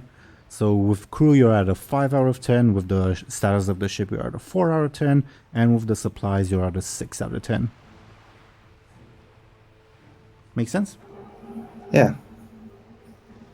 Okay. So, this is Linda speaking. Are we still headed to Buhd Bay? Should we stop somewhere to resupply and make repairs? A break might be welcome for the crew as well. I don't know. By the way, if I'm correct, there are no ports between Buhd Bay and Stormwind in game, right? And this is this is where we go to another screen, because this is something I wanted to save for like after like the Stormwind ship departed. Let's go back to the big map. And I'm gonna go there as well for the viewers in a second. And also give me a sec to update some of my notes. But yeah, Bladebeard, DoomGoblin rather, as you pointed out, there aren't any alliance ports between Stormwind and Buhd Bay, which is bizarre, but there aren't. Stormwind only has the one port, Stormwind. Go figure. Let me... First of all, I'm gonna delete the little drawing thing. If I can. Maybe I can't. Never mind. Let me move your ship along a little bit more. This is more or less where you'd be. Off the coast of Westfall, pretty much. So again, this is a group decision involving everyone, including you, Zelris, even though Lyri's unconscious, as to where to go next. There's the choice of going back to Stormwind, although you believe there'll be like some legal issues of if you do that, etc, etc. But I don't really want to do that because, yeah. There is the option of trying to like anchor in Westfall. Can I get a careful from DoomGoblin and Banorak to see like how much they would know about that? 2. -1. Okay. Banorak, you've probably never been to Westfall. Well, I mean, with Bladebeard's crew. Bladebeard... I believe we established that he was. Oh, never mind. My bad. He knows Captain Cookie. You're very That's right. what we established at some point. Oh, yeah. You're right. Well, then maybe Bud just didn't pay attention, or his mind isn't on the topic at this point. Either way, there isn't really a place to dock in Westfall, and it's kind of awkward to like just have the ship sort of reach the shore and have you guys scavenge inland when there are no port facilities. The only like naval structure in Westfall is a lighthouse, sort of at the southern tip of Westfall, fairly close to Stranglethorn, that you know is heavily used by smugglers. Okay? Alright, that sounds good. Smugglers, but not Blackwater Raider smugglers, not usually. Oh, There is also, again, there's the options of Stormwind, which I've explained why I'd rather not, but whatever. There's the option of Westfall. There's the option of the Lapidus and Gilligim Isles, which, yeah, you don't really know much about them. There's the option of the Witherbranch Archipelago, like going to visit those jungle trolls. And there's the option of the Isle of Baelor. I would say all of these options have there's a way to like get what you need, supplies, even like refill the crew at each and every one of these options, but they are all vastly different from one another, and they all have their ups and downs. If you have any questions, like about any one of these in particular, do let me know, and I'll tell you like what your character knows, potentially have you roll, okay? And again, this option is this talk isn't limited to Buhd and Bladebeard. It's also involving Thompshire and Zelris, all you guys. Yeah, because this is a collective decision. Make sense? yeah. What do you guys think? I guess the safest bet is that one place in Westfall Teeironor just mentioned. Yeah. Yeah.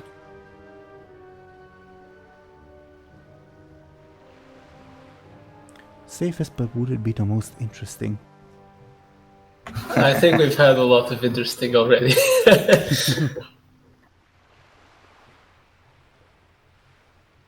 And you're gonna make it interesting anyways. We can never be happy, so yeah. Shrug. Again, all of these choices have advantages and disadvantages. Feel free to ask me about any of them, and I'll give you information according to what your characters would know, potentially have you roll. Okay?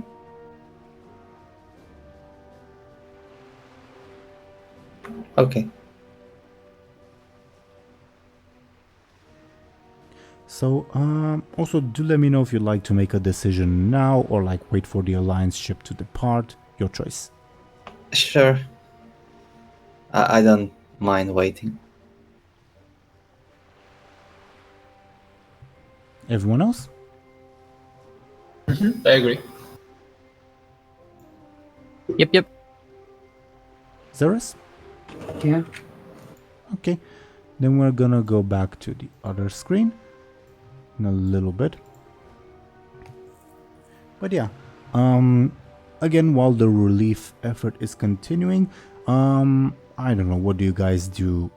Will there like be a scene between the three, potentially all four of you? Again, Lyri, you can wake up whenever you'd like, no limits attached, etc. Just let me know, okay?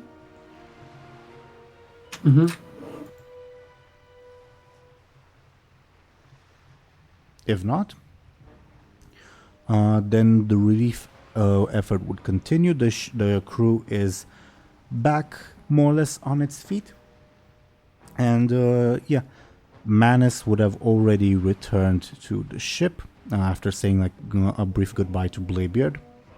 So that just leaves the first mate aboard the Good Fortune, as he like goes to shake all of your hands, well, except Lyri's. Do you guys allow this? Yeah, I guess so. Sure. I hope you will be all right on your journeys, and pleasure doing business with you. We'll keep in touch.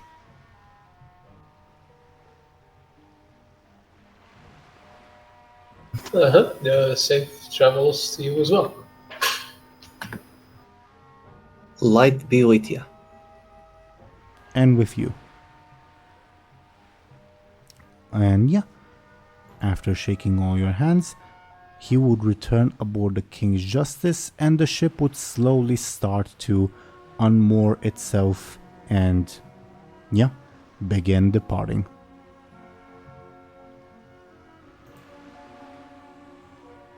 Well, that what went well.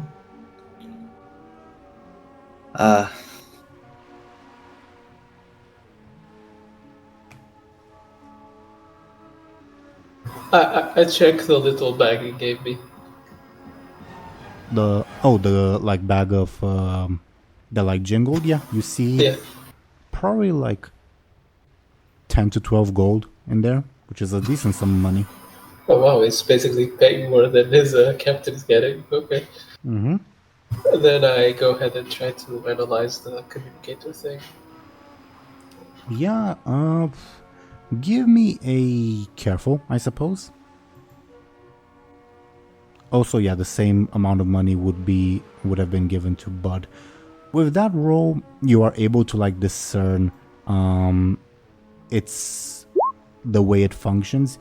You press on the button, and the button calls the holder of the other little cube thing, if that makes sense, because these come in pairs. Not much else I can tell you. It like you've probably seen it in use before, like creates a very, very small like hologram of the other person, and you talk to each other. Alright, then I put it inside the bag the money's in and throw it in my bag. Sure. Bladebeard and Buhd, you see Benjamin fiddling with his bags. What's going on, Benjamin? Nothing. I was just checking what that man gave us. I think we should chuck these. We should what? Chuck them. Get rid of them. Why? It's just gold. Not the gold. Blinky thingies. The communicator? Chuck them. Bladebeard, this is the first time you're hearing of this. Why? Because when Bladebeard had one of these, it go bad. One of what? Ducky thingies. One of these, and I pull it out. Oh, that's the thing that lets you speak with the Nexus Lord. Yeah, I'm chucking this. Yeah, you should. He can also hear you, you know. Oh well, I'm chugging this. Bye-bye. And Buhd will throw it off the ship. Sure. You throw yours off the ship. Should do it too, Benjamin. Okay. I'll toss it as well. And you toss yours as well. Yeah. And as you do that, Lyri, you will feel like a very sharp pain, like a headache, that I think will wake you up suddenly. And for everyone, you will feel like a rumbling. Okay. And another. Please don't tell me it's another kraken. Well, you guys remember what happened in season 1 when a different beacon, quote unquote, interacted with void stuff?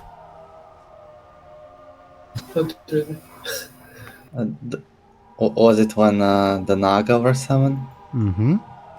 And as you guys feel this rumbling, you see the Alliance ship in the distance sailing away. All of a sudden, you see like a bunch of tentacles come out from the ocean and pull down the Alliance ship, sinking it almost instantly.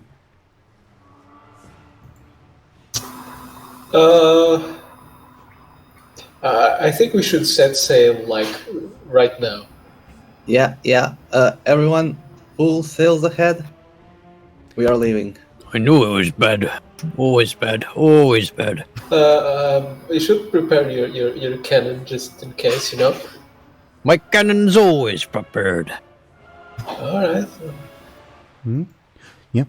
The crew would immediately follow your order and start setting sail in a random direction, or like the same direction you were going, I'm guessing. Yeah. Yeah. And the rumbling would continue as Lyri, your headache gets worse, and all of you start hearing shouting from below deck. Oh boy. Alright. I run down. Bud And- joins him. Yeah. I'll join too. You immediately see that several of these lovely things have come on board. Kind of looks like that old like cartoon meme of like the three villains smiling together. Oh, it does. Me and the boys. Yeah, and also a group of group of these ladies, and we are now in initiative order, starting with Benjamin and Lyri. Lyri's still upstairs, I'm guessing. They come through the holes in the Yeah, hole? Or did they poke new ones? the like cannon portholes, if that makes sense. They're crawling up the ship.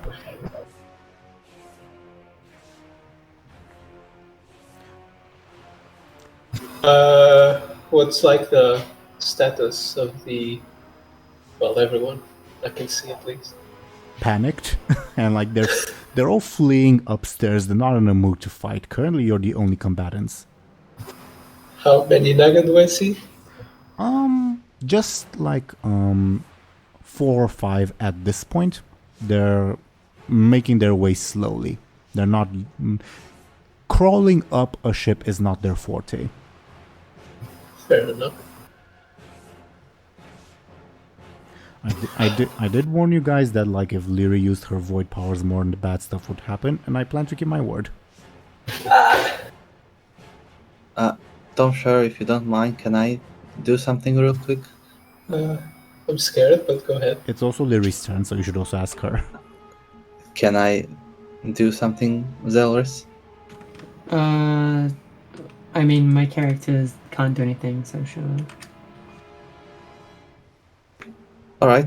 Can I use my stunt and ask the evil present in my mind to advise me how to most easily get the snakes off this motherfucking ship? Let them pass. What will they do? What do they want? Let them pass. You get, because it is your stunt, you get, and like it has to be more or less helpful to you, you get the inkling that letting them pass would indeed be the most expeditious and non-violent way of dealing with the situation, funnily enough.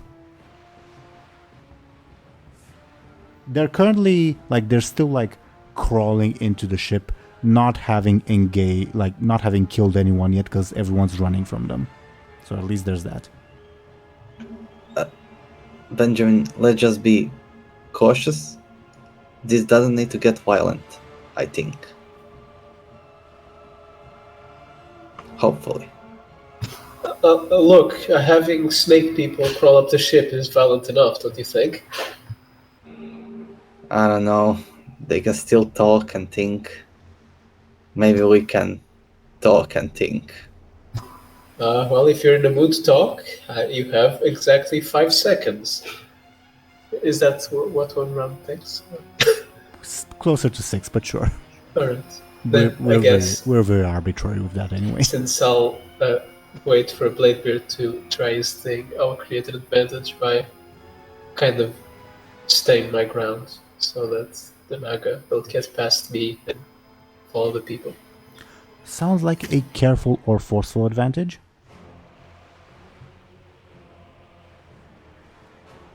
If you would please roll. I have.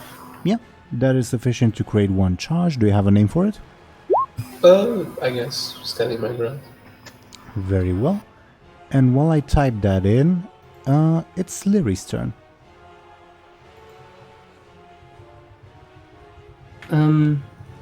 You're tied to the mast. You'd feel a big headache.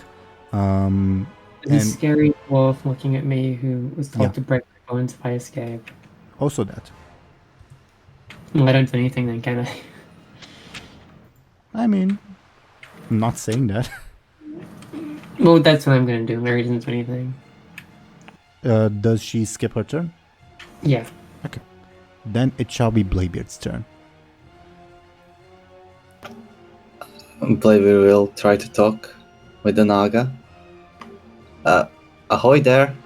Can we help ya? Move out the way, surface dweller, says one of the females. What do you need? Can we help you somehow? We require the one who called us here. Move. We might let you live. I think you mistook our ship for someone else's. We didn't call ya. Sorry. They ready their weapons. They're gonna try to make their way past you one way or another. Do you want Lyri? Did she call ya? I don't think they would know her name. So they just say, the one of shadow. Move aside, surface dweller. This is your last warning. I say we fight. Yeah, this is your last warning. Get off my ship. They snarl at you. The males ready their weapons while the females ready their spells. We are in the lower deck, Yep. right? Not the lowest, but the lower, yeah. Alright, I was thinking of hiding somewhere, but I don't know how to do that without being super obvious. Oh wow, what a captain. I'm a sneaky guy. I'm a rogue. I will pretend like I'm going back upstairs, but instead I hide behind a barrel. Sounds like a way to create a sneaky advantage, I guess. Sure. Give me a sneaky, please. 7. Holy shit. Yeah, you create the shit out of that advantage. You have 2 charges on it. You're almost invisible. Well- Even Benjamin and Bud believe you ran away. I can't believe this. But try to close the portholes. Maybe we can avoid more of them coming up. I will break the portals. The portholes. Oh, that make more sense. Breaking them would do the opposite. I will make the portholes filled up. Close. Yeah. Close them up. Yeah. So, what's the name of Bladebeard's advantage? One with the shadows. Okay, duly noted. And Bud, what do you do on your turn? I guess he'd charge past the Nagas and try and close those up. Okay. I would honestly treat that as a forceful attack against the Naga. The Naga males or females? Let's go with males. Okay. Then give me a forceful, please. Attack or advantage, actually, but let's say attack. Okay, now roll Okay. to defend.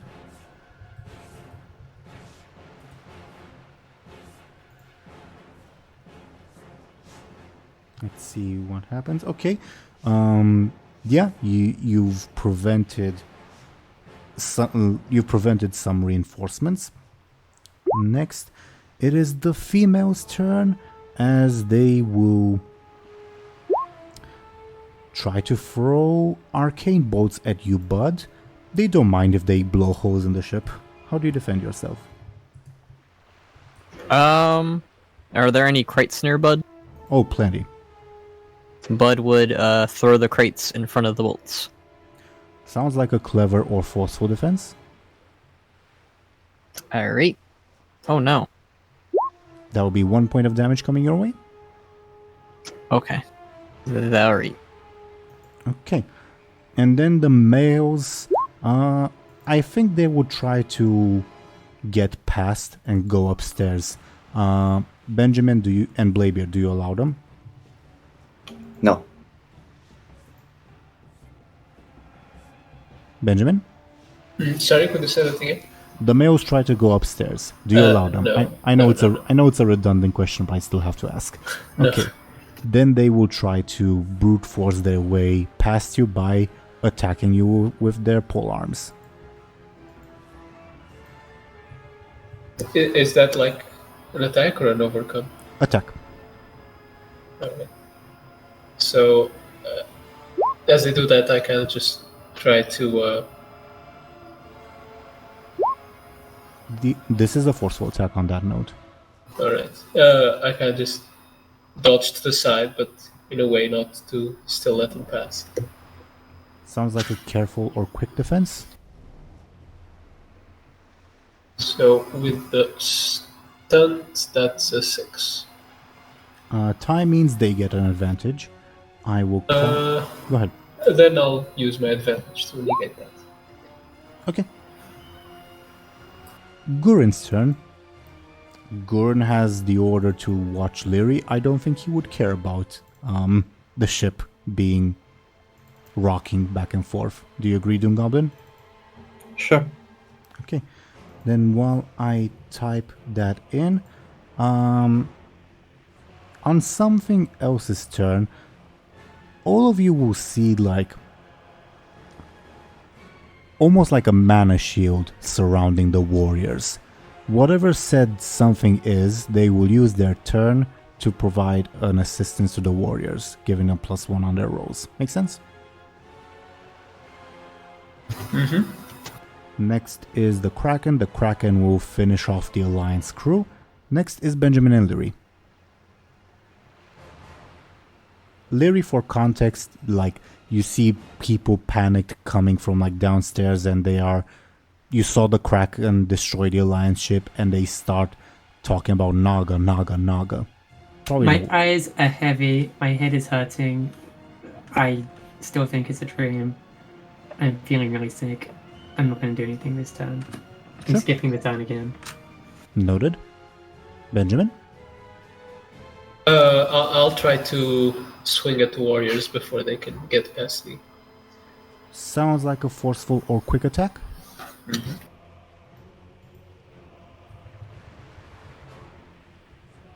Let me roll as well. Oh wow. Even with the mana shield, you're able to take at least one of them down, and they back off for the moment, snarling at you. Bladebeard's turn. Will it count as an action to try to see who is casting the shield? No. But No, but it will be a very difficult roll. Can I try? Yeah, of course. Careful, please. But it will be a very difficult roll again. Does -1 do the trick? For all you know, it might be Lyri doing it. I knew it.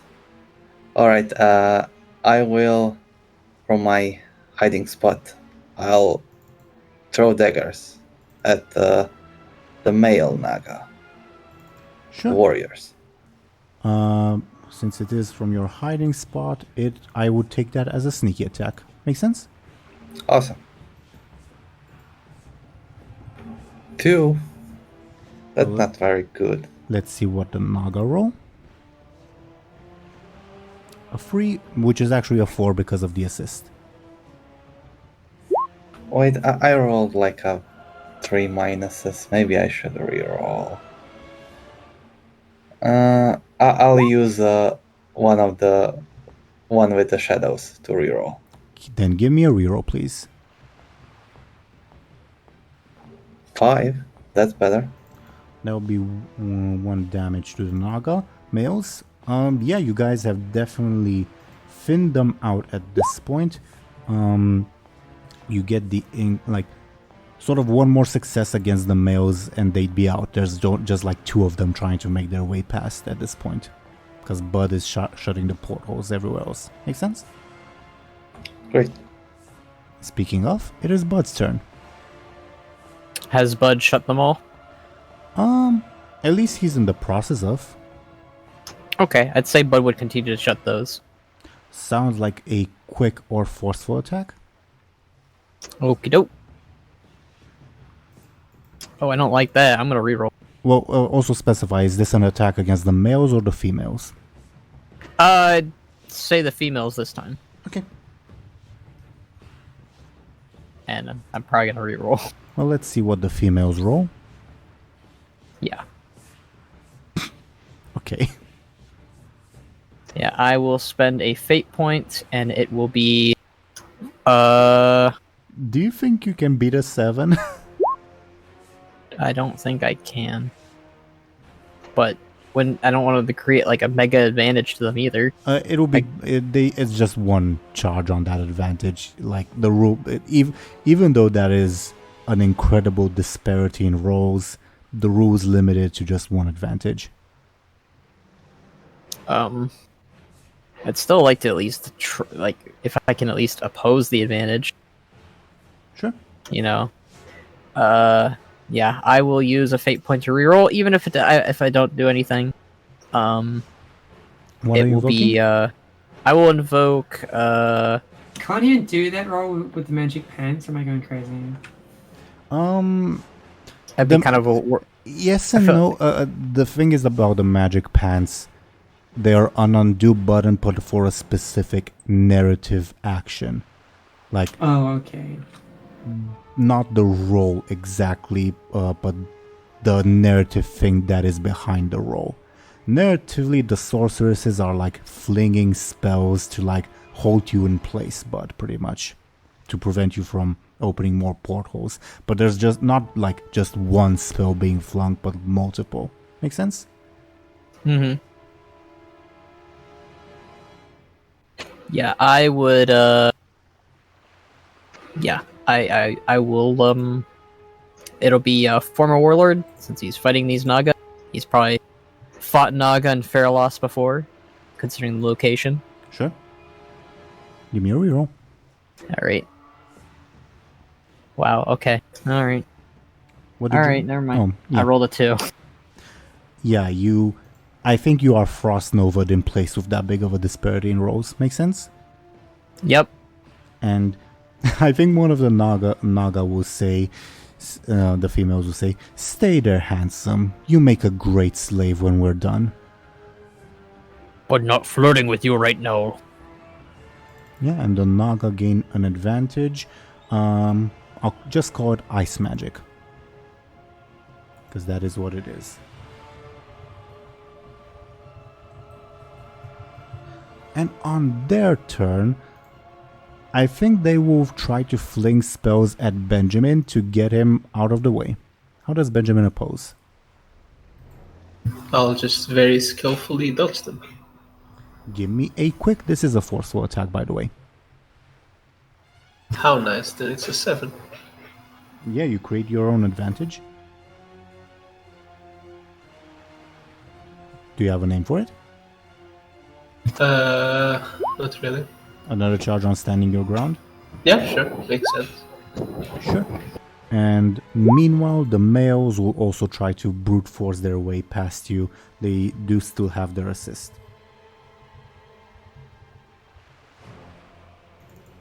I do more of the same. I kind of dodge their blows as they come at me, but try my best not to let them pass.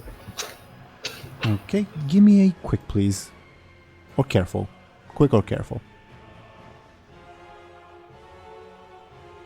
Is this a forceful attack as well? Yes. Then a 7. Okay. Then you are able to defend yourself. Gurin's turn. I still don't think he'd be concerned. He'd just be staring at Lyri. Do you agree, DoomGoblin? Sure. I mean, would it make sense for him to start like creating advantage or something? It would, but I think those advantages would be against Lyri. Alright. Yeah, he skips his turn. Okay. Then on. I mean, is he even in the battle? I mean, not really yet, right? Lyri's in the battle, so Gurin's also in the battle, yeah. Alright. Okay. On something's turn, Buhd, as you are frozen in place near a porthole, not quite able to reach it to shut it, you see a pair of hands larger than a normal Naga slowly make their way upstairs. You only see the hands. They look orange-ish. That's unfortunately all I can tell you. And on their turn, the question mark will renew the mana shield on the warriors. Okay, Can Buhd say anything about the hands? of course. There's something orange going up the steps.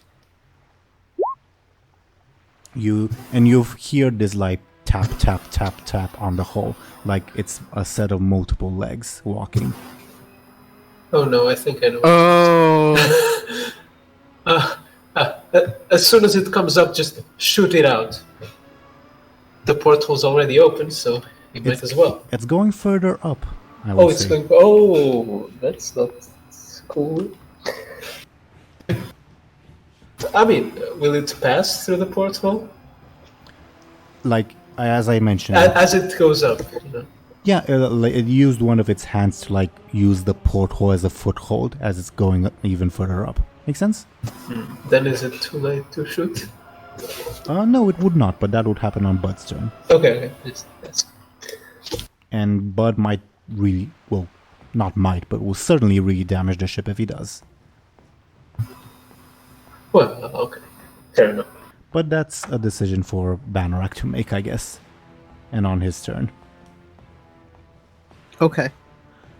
Kraken, on his turn, having finished dealing with the Alliance, it will spend its turn traveling towards this ship. Benjamin and Lyri. On my end, I'll keep trying to fight the warriors by just I keep dodging their blows and continue to strike them as they try to get past me. You're a bit of a disadvantage because their weapons have a bigger reach than yours, but sure. Give me sounds like a careful attack. I do it very fast. Sure. Careful or quick. Careful or quick. Ooh, okay. I'll use my advantage to negate. Oh wait, is it this? Oh no, never mind. Yeah, I guess I'll use one of my advantages to negate the advantage negate. Okay, you do that. Yeah, you do that. Okay, Lyri, Yeah, your turn. she does nothing again because she has no reason to. Okay, sure. The panic and the cacophony from the crew is a bit overwhelming, I would imagine. Bladebeard? Alright, the Naga brutes are still alive, right? Just like 2 or 3 at most. Alright, I'll try to backstab them from stealth. Sure. Give me a sneak attack, please. 4. Let's see what they roll. 6. And they have an assist. Well, I rolled with the assist already included. Normally they'd have a +3, not a +4. Make sense? Alright.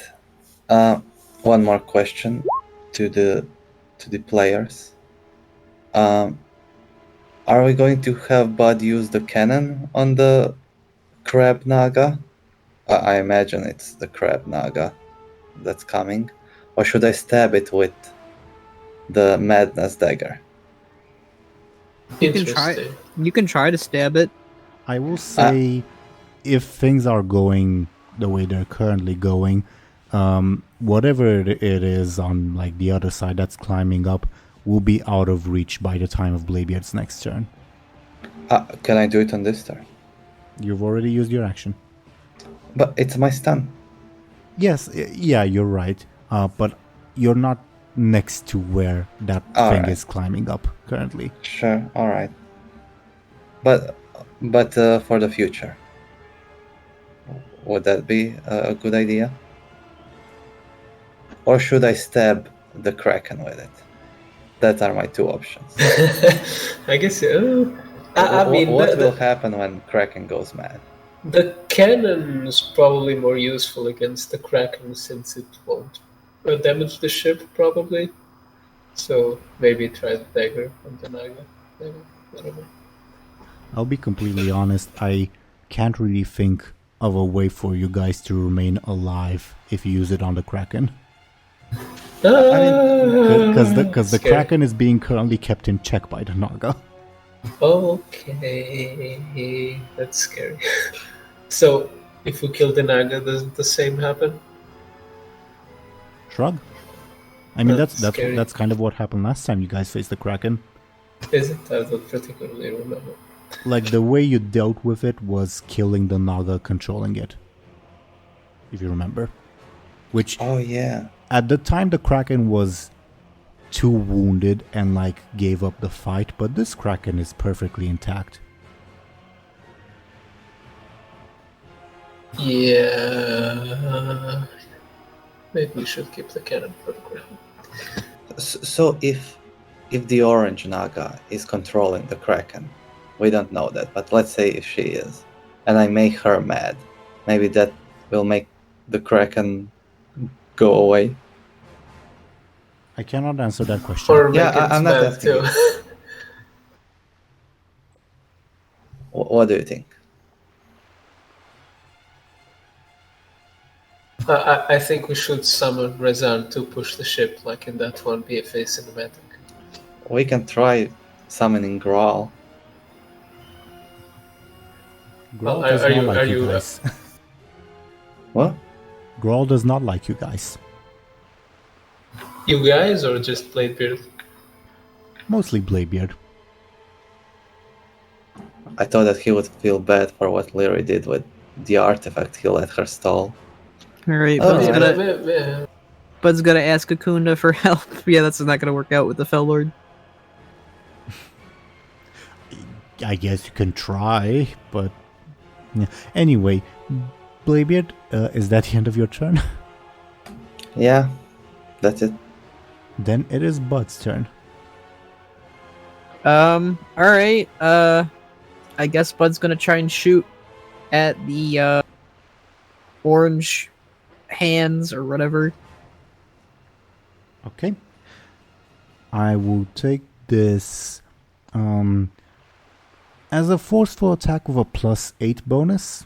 Make sense? Okay.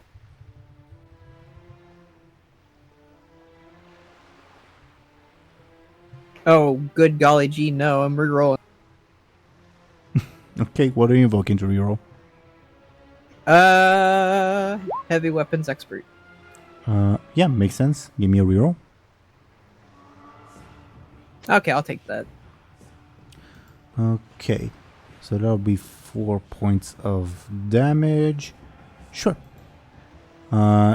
You charge up your cannon and fire it at whatever this is, and it lets out this like shout of pain. It's a female voice, and you don't deal severe damage. I imagine like it last minute or like put up like a arcane shield to protect it from the worst of it.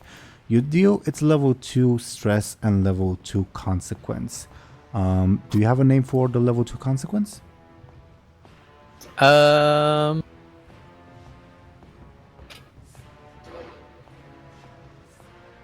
You also Shot through the heart, and you're to blame. Sure, shot through the heart, but only metaphorically, I'll call it. Is it still holding onto the ship? No, cause Buhd blasted whatever, like foothold she had. Yeah, you will. I guess you would throw her off balance, and she'd fall back into the ocean. Make sense? Okay. Okay. That was your turn, Buhd. You've also blasted a giant hole in the ship, but at least it's not one that's like at water level, so no danger of like taking on water. And the sorceresses will say, "How dare you do that to the mistress?" And they will barrage you with spells. How do you defend yourself, Buhd? I'd say Buhd would start using the cannon as a shield now. Sure. Give me a forceful defense, please.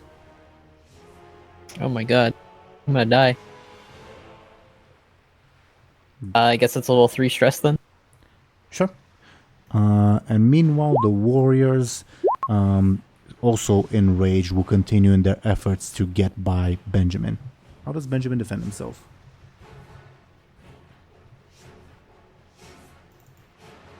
They are doing poorly, but still. Did we lose Teeironor? Can you guys hear me? Oh, big Can Sid. you guys hear me? No! Oh, we can hear you Oh, now. we can hear you now. Okay. Sorry, Discord as usual is being fucky. I'm more kind of surprised it took this long for it to happen. But still. Yeah, I said that the Naga males try to make their way past Benjamin again. Apparently they roll very poorly, but they still try. How does Benjamin defend himself?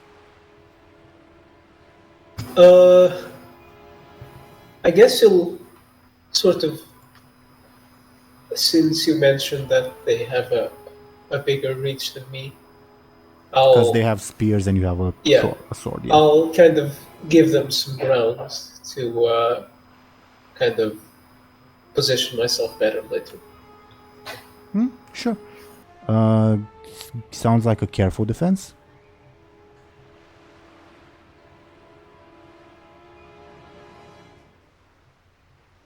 You're able to defend yourself. They are like wounded, they're overreaching with their weapons, they're not doing well. Okay. Gurin's turn. I'm imagining he continues his stare down with Lyri. Yes. Okay. On question mark's turn. Well, she was going the non-violent route, but I guess she will attempt to crawl up the ship again, and as for her action, will provide the sorceresses with a boost to their magic, giving them an assist. As for the Kraken's turn, it will all of you will see, especially Buhd from like the giant hole he made, like Kraken tentacles come up. It's attempting to like grab hold of the ship, not so much to sink it, but to hold it in place. So it will use its turn to create an advantage. Okay? Yes, we agree, Zelris.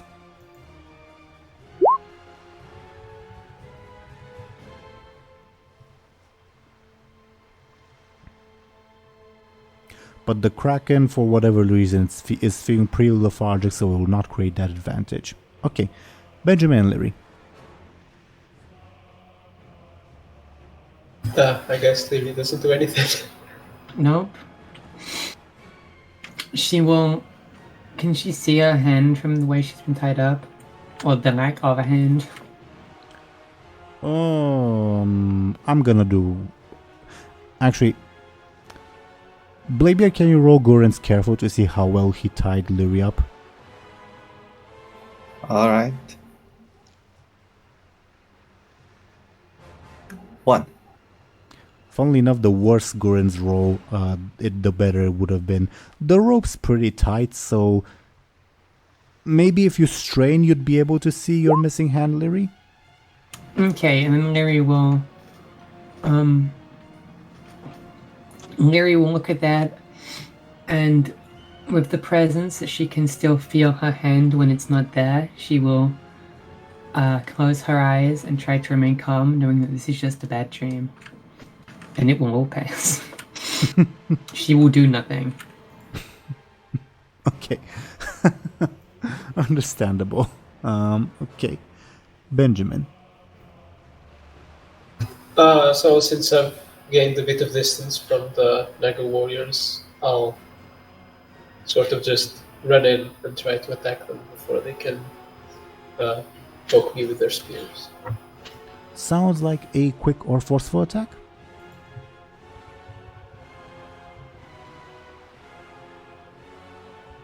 Holy shit.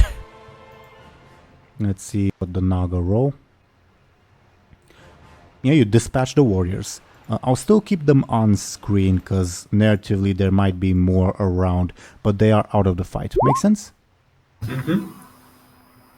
Yeah, you dispatch the last of them, and the sorceresses snarl at you. Bladebeard's turn at this point, unless, Benjamin, you'd like to do anything else. Not really. Okay. Oh, wait.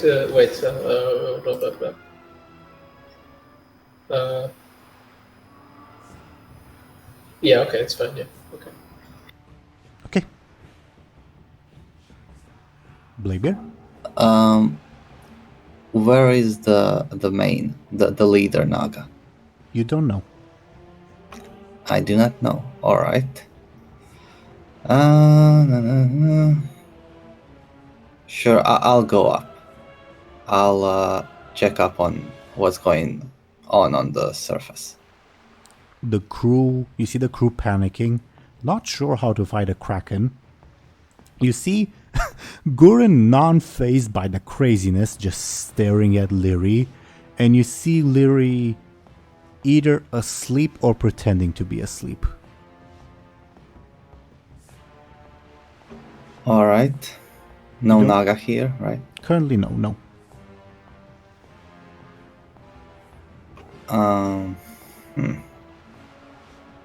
Yeah, I'll once again hide somewhere. But where?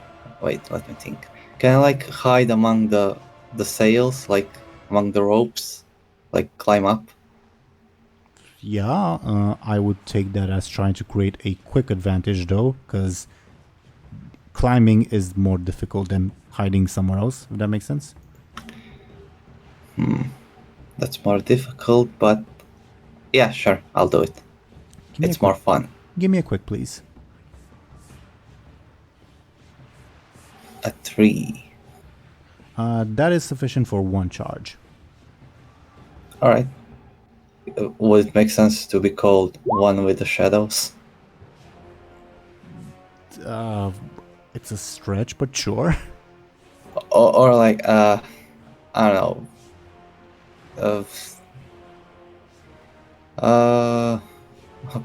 One with the sails. Sure. Yeah. You are one with the sails.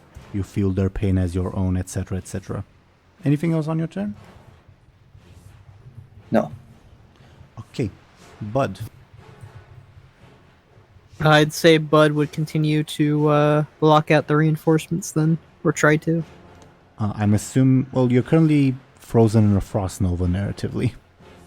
Right, well, after he breaks free then. Sure. Okay. I'll treat that as a quick or forceful attack against the ladies because the males are gone for the moment. Okay. And let's see how they do.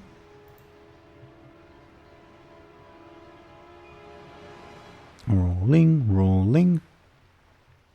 Yeah, you are... They strengthen the Frost Nova in place. You are unable to break out for now. Ugh. No need to struggle, dearie.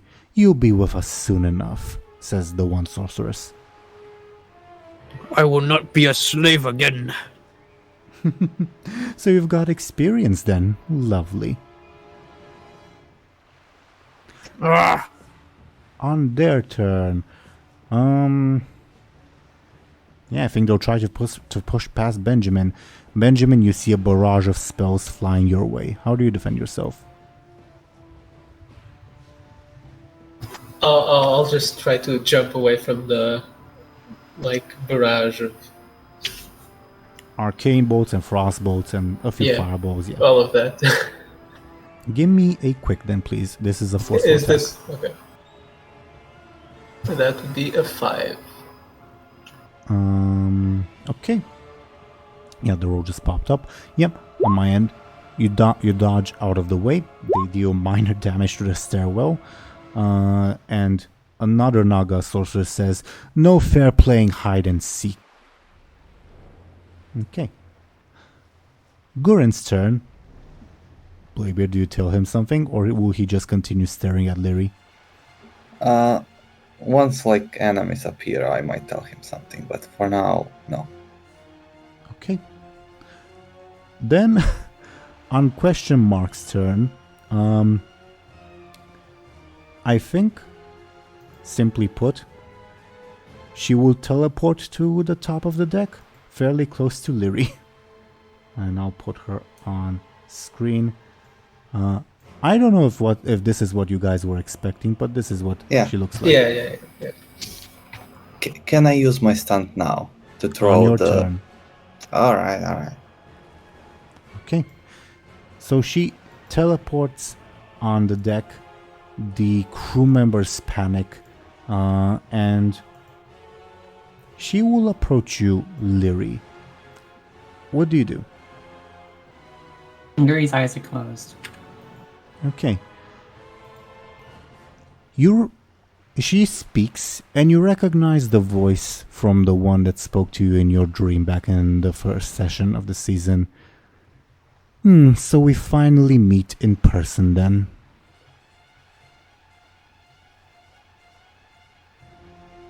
When did she have this dream again? Yesterday? Last night. Pretty much. So Larry just thinks this is one continuous dream, so this doesn't mean anything's up. Such a magnificent specimen. I can almost feel the dark power coursing through you. Well, come on then. No need for those primitive ropes. I imagine Guren's still staring at Lyri. Ignoring the Naga behind him. Sure. Lyri, do you reply? No. Then something will try to speak through you, Lyri. Do you try to oppose that? No. Speak with your voice. Okay. Then whomever is present will hear, and Lyri, you will feel like you temporarily lose control over your mouth and your voice, and I guess your breathing, but you retain control over the rest of your limbs and bodily functions. As someone speaks with Lyri's voice and says, "She is not yours to take, Primitive.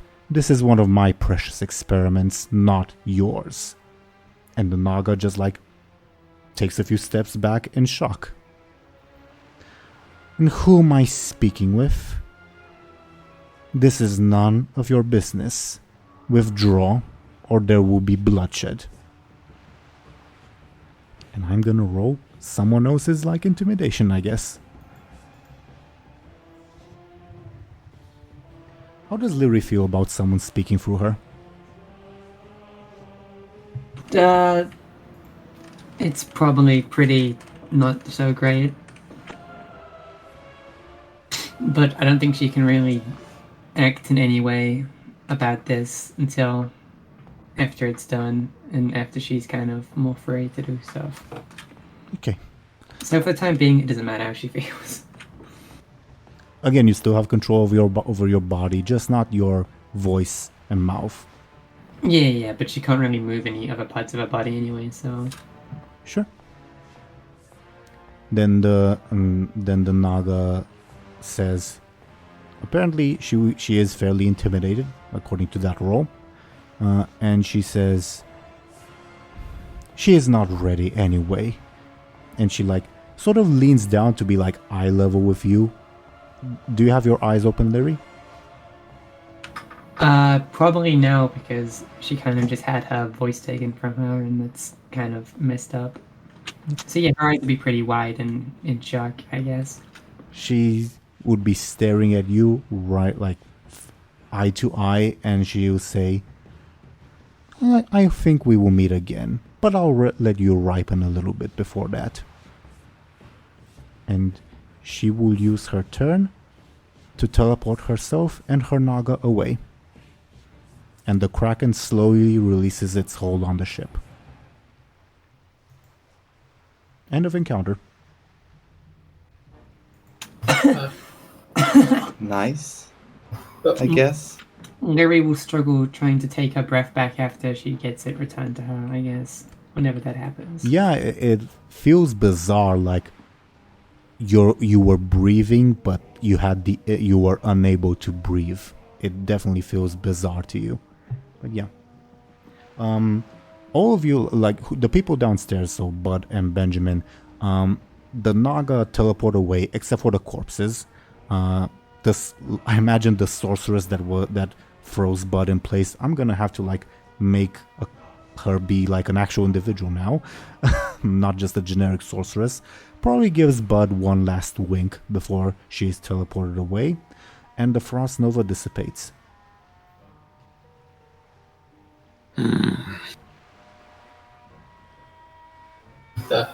Was that it?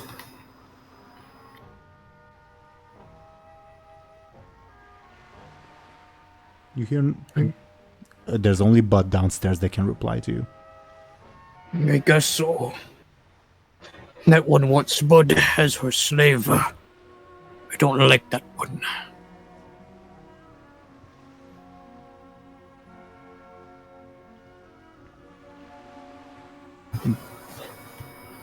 Sorry, were you going to say something?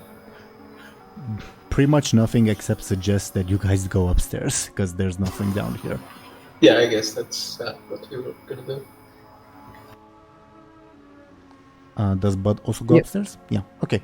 Yep. Then back upstairs. Again, I imagine the crew continues staring in horror as the Kraken withdraws. Gurin, I imagine, has been staring at Lyri the entire time, even when the sorceress was like within centimeters of her face. And Bladebeard, what are you doing? I'm going to jump in front of Lyri. Lyri, you get jump scared. Lyri's too busy coughing and trying to catch her breath to really care Fair about enough. Bladebeard. Fair enough. What the hell was that? Lyri doesn't say anything. Hello?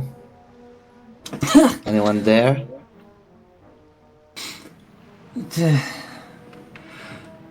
Lyri just kind of... Her eyes kind of snap down to Bladebeard.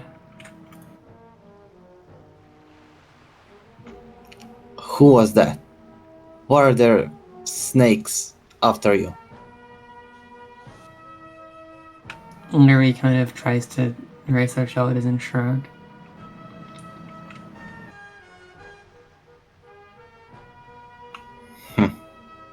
I guess you are dumber than you look. I think Benjamin and Buhd would get upstairs at this point. Oh, rough days. Rough days. Is the orange thing gone? Did you kill it? No, she just disappeared.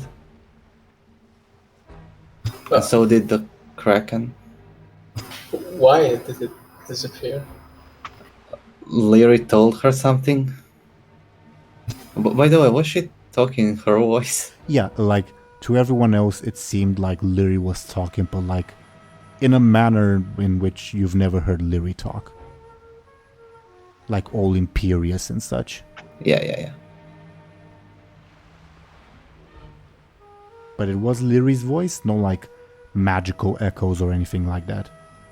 Also on that note, Zelris, feel free to give me a careful to see if Lyri can identify what presence that was, okay?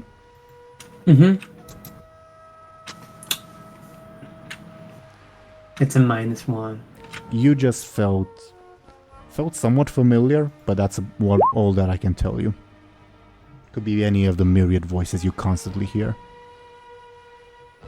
I'll shout out to know if everyone's okay. The crew hesitantly gives you nods. Fortunately, no one was injured, well, except Buhd slightly. Lyri flinches from Benjamin yelling. And also flinches in general because he's around and she's not happy with him right now. Gorin, I told you to gag her. She's not allowed to speak. Oh yeah, above board you did. But in character, I think Gorin would say, I? Sure, I guess I'll do it. I'll like shove some piece of cloth in her mouth. Or like tie it around her. Sure. Above board, I don't think Gorin would know what gag means, I guess. Yeah. Lyri? Alright, Lyri. You are a prisoner now. Try to escape and you'll die. Alright? Try to speak and you'll lose your tongue. Got it? I think that's a bit much. I think that's a bit not much. He should be dead. She only lives because I'm a hopeful fool. Maybe she can be cured in Dalaran, like Shallan. But until then, she's a prisoner. Or at least let her speak. No. That's for her own good. Well, I feel we should anticipate our visit to Dalaran. This is getting out of hand.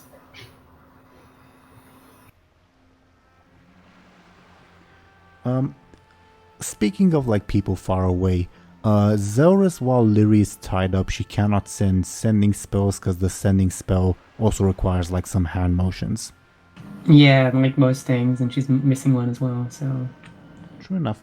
Though, as I mentioned at the end of the last session, this is more like of an above-board thing that we can have happen in character, perhaps more as a surprise to Lyri. Lyri is able to sort of subconsciously manifest like a hand made out of void energy, if that makes sense. Mm-hmm. To like, and it would act in pretty much the same way as her normal hand, is just that it's made up of magic. But it is solid, if that makes sense. Mm-hmm. Entirely up to you. So, yeah, you guys tell me what happens now.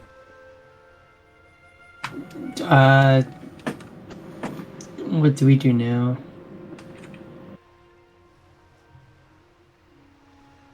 When was the last time I sent the sending spell? Was it to Harry or was I replying? I think you were replying to Kyrie, so you still have it available. Alright. Oh yeah, you were the only one who didn't send one last episode. Mm-hmm. I remember that specifically. Can I try to do that thing where I try to figure out my location? Yeah, give me a clever.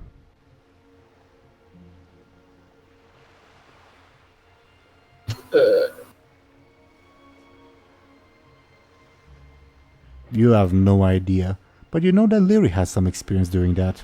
She might be able to help you. I don't know about that. I'll go try to find Linda. Linda, the former captain? Yeah. She is on deck with everyone else, easy to find. Okay. What do you need? Is there any way you can figure out our current location, like as specifically as possible?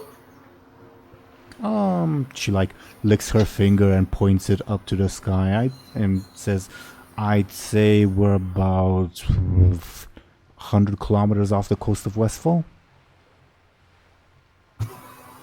Is that the best we can do? What do you mean? It's the best we can do for navigation purposes. And the best we need. Well, all right. Thanks. She looks slightly confused, like, what was the point of that? But sure. Yeah, I just leave her to her thoughts, I guess. Also, Bob, the navigator is the night elf, not her. Yeah, I guess. I don't think Benjamin would really remember that. For him, I guess the captain, knows everything or something like that. Sure. I guess he'll come back to the group. Bladebeard? Hi. Where is, like the closest place we could dock? I tell them what you told us when you pulled up the map. Shall we go return to the map? Sure. Okay. Give me a second, please, while I do that. Give me a sec. Okay. So. And also let me give the viewers back their sight. In a second. Okay. Currently, you have sort of three options for docking close: Baylor, the Witherbranch Archipelago, the Lapidus and Gilgim Isles, and there's also the Westfall Lighthouse. That is at the southern tip, close to the border with Stranglethorn. It's not marked on the map. Does that make sense? Yeah. Be around around there-ish, yeah. Okay. You can also just like dock, anchor the ship near Westfall, but Westfall is a big place and it has no ports, so it would be very hard to say, oh yeah, we're in this part of Westfall. Why do we need to stop again?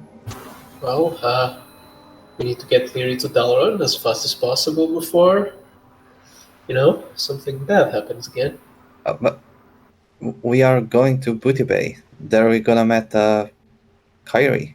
She's gonna Right, teleport but us. that's gonna take weeks, right? So what? She can be tied up for weeks. She doesn't really need to talk or do anything to, Do what? Look, can we just dock wherever's closest? We tell where it is to Kyrie, she comes get us, and takes us to Dalaran just as fast as possible, and then we go back on our way to Booty Bay, as we discussed. I mean, sure, but that just complicates things. Plus, this ship's kind of filled with holes. Finally. I guess we can stop somewhere. Well, where should we stop that's close and relatively safe? Can I... Trying to find a thing to... Oh yeah. Can I compel Bladebeard your I've sailed all over the world aspect? Sure. Namely, looking at the little map, I imagine Bladebeard has never been to the Lapidus and Gilgim Isles, and he'd be very curious to keep that I've sailed all over the world record straight. And maybe he'd lie to Benjamin that, oh yeah, that's the safest place. Yeah, Awesome. Okay, I'll transfer over your fate point when we get back to the other screen.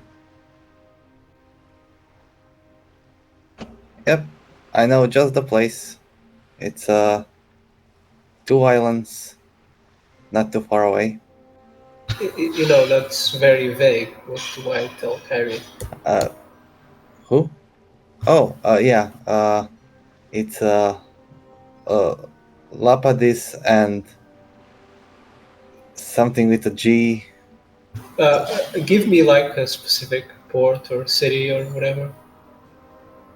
Also above board, like even if you were intending to head to a port or a city, there are none nearby. There are no ports there. Well, a milestone. Not a I can milestone. tell you the name a of the landmark, island. I mean. But an island is massive. How is she supposed to find us or even teleport there? Oh, I have a port in mind. Booty Bay. Why do you make me repeat myself? I don't know, because you make no sense. Above board, Buhd and technically Lyri are also in this conversation, though I imagine Lyri's input is more limited to.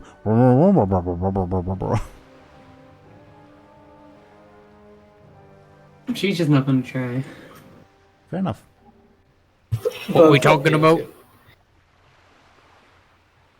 I'm telling Bladebeard that we should stop at the closest landmark so we can get Kyrie and she can take us to Dalaran to take care of Lyri. Oh, that sounds like a good idea. Why don't we just go to Booty Bay where she already is? That's too far. And, you know, we've been together for like, what, not even a month, and I don't have the fingers to count the horrible things that happened at that time, okay? Everything's gonna be fine, Benjamin. Come on. When was it ever fine, Bladebeard? Give me one single example. Everything that can go wrong usually goes wrong. Well, with that attitude, of course. Alright, we'll go to that damn island and... Honestly, I want to get rid of Lyri as fast as possible, so sure. Then what do I tell Kyrie? I don't know, we can look at the map and see what are the coordinates of the island. The good fortune, assuming everything goes well, will probably arrive there in like 2 days. And in Booty Bay in like 4 days then? Closer to a week, trade winds and all that. Oh. Alright. Yeah. Sure. Can we like tell what are the exact coordinates of the island? Look, I'll just tell her to show up at the northernmost point. Is that okay with you? Sure. Alright. So, Lapidus and whatever island, is that it? Yes. Okay. I'm just imagining Benjamin says, oh, we're gonna be at the Lapidus and whatever island. I was about to say that, honestly. Fair enough. Do let me know when you have your sending message ready.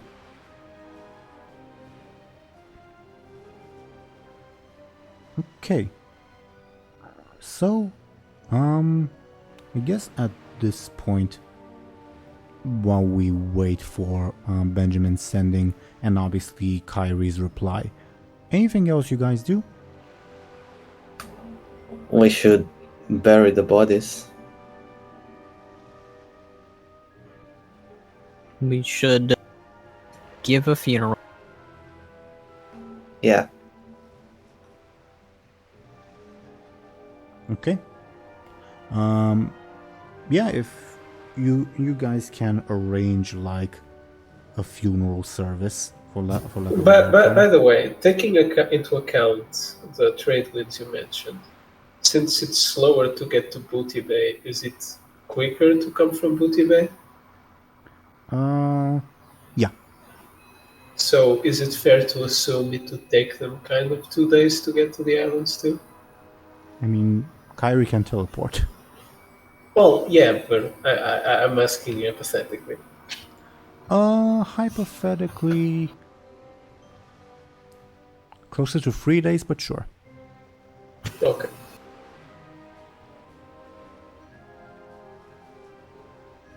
Okay. Yeah. Bladebeard and Buhd, I imagine you take care of the funeral service. I guess, is there anyone in particular you'd like, any body in particular you like to say something for? Or perhaps deliver like a general eulogy?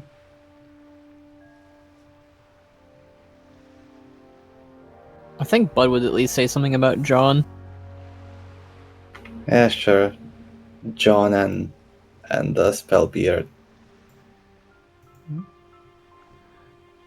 Give me a second while I switch back to the other screen.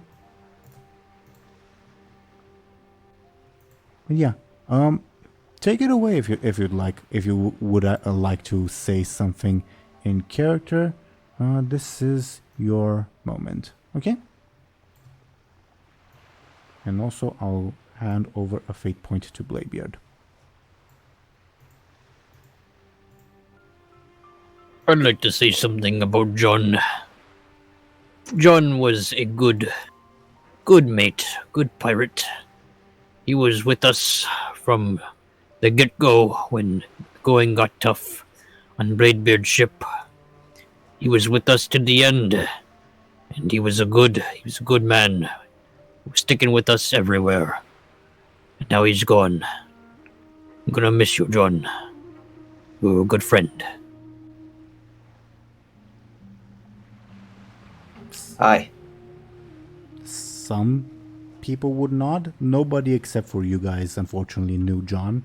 I guess except for Martha, but she's too busy with Spellbeard, fortunately. I've got the message, by the way. Sure. Feel free to say it, and I'll prepare the reply while the rest of the funeral happens. Okay? All right. The Lyri situation is getting worse. Can you get us to Dalaran? Docking at the Lapides and G something islands in 2 days, northernmost point.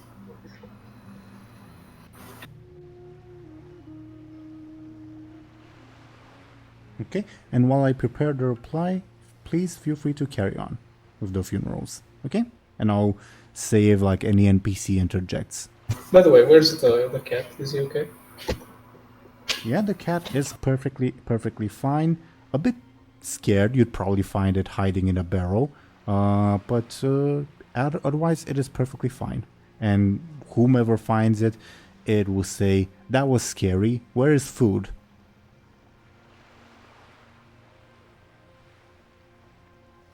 Sounds like him, I guess.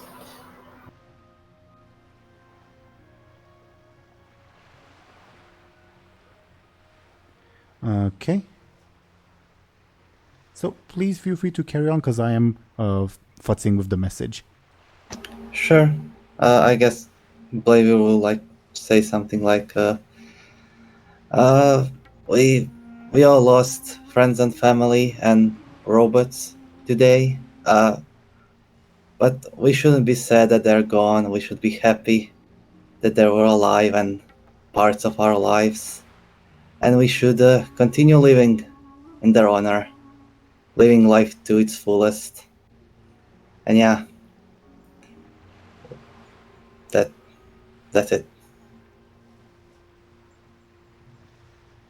Yeah, they would all give respectful nods. There would be like eulogies for individual people who have died. Give me a second, because I'm finishing the message as well. But I think like Zelris would probably, the Night of, probably say, well, actually, are the like possessed people allowed to go free? Yes. Okay. They are allowed to go free, but you still see like an uncomfortable separation. Like those 7 people are like more or less forced to sit apart at the funeral. And several will say, well, bawling her eyes out something about Gurug, and also about how sorry she is about all the deaths she has caused.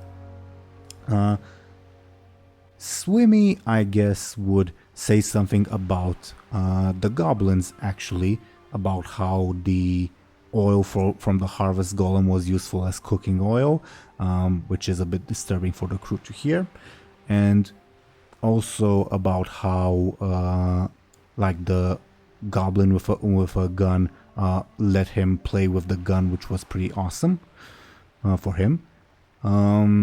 The captain would probably say some brief words, former captain rather, would probably say some brief words about everyone, as would Ziharu, more so like general of like, oh, how kind they were, etc, etc.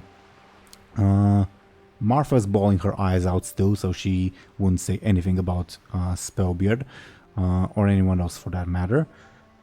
As for any other people, trying to look at the list.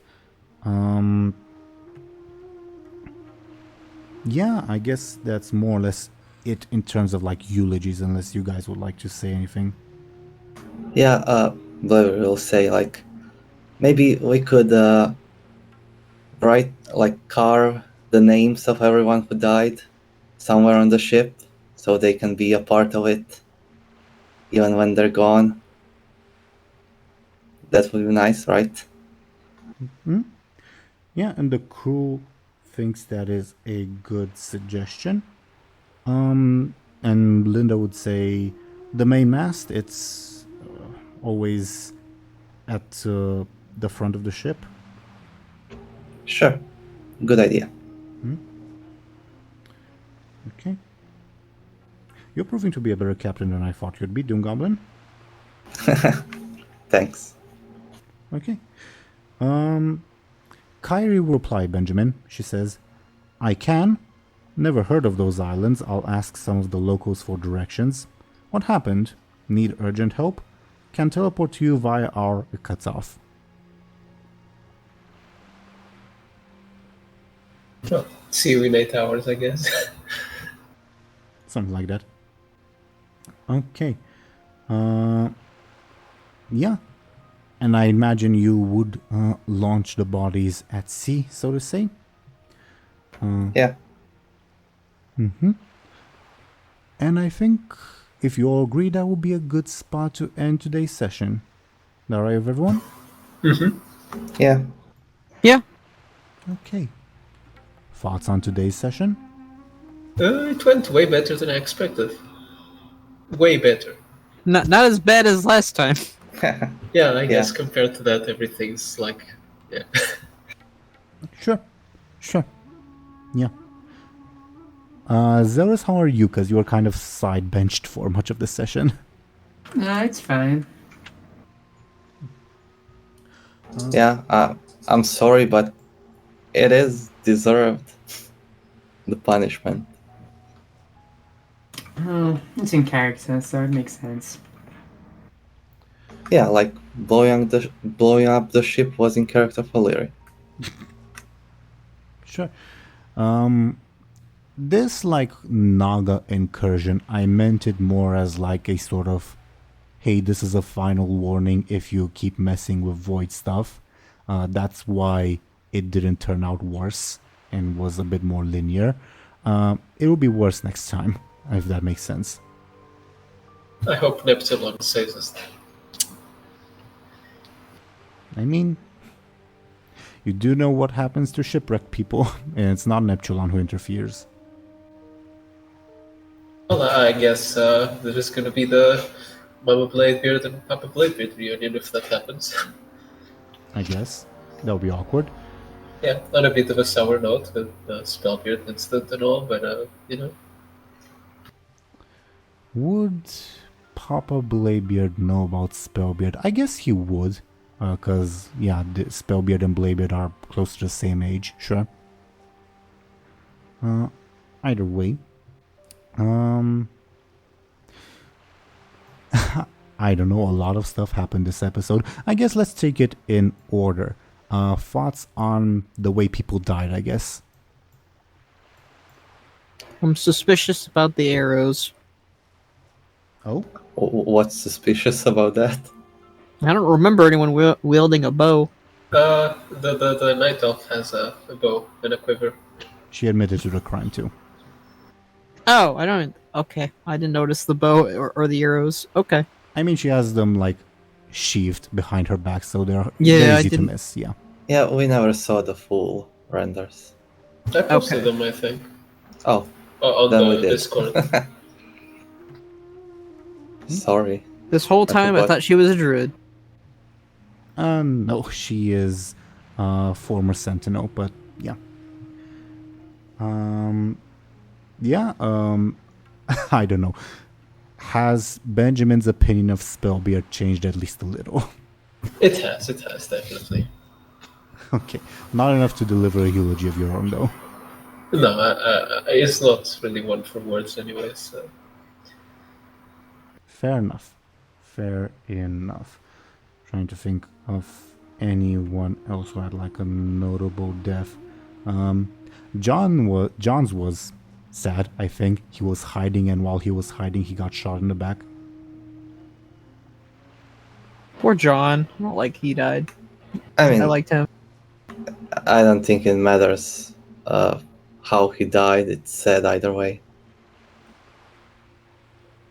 Sure. Also, like, of the pile of gold that, like, you gave some of them to the Alliance ship, like, of the gold, quote-unquote, remaining, it would melt after a couple hours, revealing itself to be chocolate. Oh, Interesting. That's why it felt soft to the touch. It's funny that when the captain took the money, I thought he was gonna bite one of the coins since you mentioned they were soft. He's a sloppy criminal. I'll say that. Was a sloppy criminal. So wait, can you reveal if that was a person that was polymorphed into coins? Yeah, Or did I misunderstood? it But was. so, Yeah, it was a polymorph into chocolate coins. Yeah, but Spellbeard's polymorphs are weird. yeah, Is it like a permanent polymorph, like a super magic trick? Until he lets it go, yes. But he's dead. yeah, doesn't it cancel once he dies? No? Apparently not. I just imagine that book like flying over the ocean and just like at some random point it turns back into a tooth and it just falls in the water. The book Did is the still book on. stay with us? I mean, it's still on board, yeah. Oh, it can be my pirate pet. I always wanted one. That's so morbid. That was Thomas, according to like the one crewman.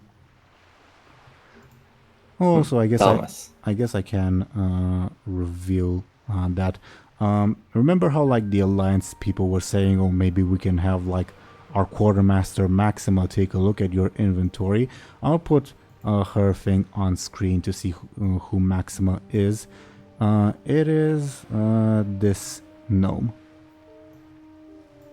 And yes, A that chainsword, scary. yes, that is a that what chainsaw. she's gonna lash people with? Yes. Oh my god. I think one lash is enough to do the job permanently. She would disagree. But still. Yeah. What else chronologically? Oh, the little transaction the first mate rather offered. Thoughts on that? You know, never a non-corrupt person in a Stormwind, that's all I have to say. Stormwind is a nasty place, apparently. Well, at least it's down one nasty person, because the Kraken took Well, care of that. A bunch. Oh yeah, they're all dead. I forgot about that. Yeah, Or maybe they're on your dad's island. I was sort Oh, of in... Lyri's hand is also with the Kraken then. Yep. I was hoping it would like turn into a big spider or something. I'm gonna call it. Someone is gonna show up at some point with the Lyri's hand as a necklace. Nice. It's gonna be like the old Star Wars books. She's gonna have a clone. Oh yeah. Yeah, it's a Lyri with a fleshy hand, and the rest of the body is just void. It's light Lyri. We will see. We will see on that.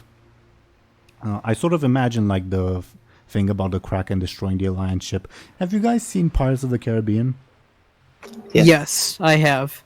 Like the scene in the second movie where like the tiny boat of like fishermen just like suddenly sinks beneath the ocean. I sort of imagined that, if that makes sense. Yeah. And yeah, Awesome. Kraken not something to be messed with, I suppose. But still, sorry for the loss of one criminal contact, Bladebeard. I mean, I wasn't that attached to that one. Fair enough. As for the next things that happened, I guess thoughts on the Naga attack. It was more linear than I would usually do it. I really wanted to make someone mad, but yeah. Otherwise, nice.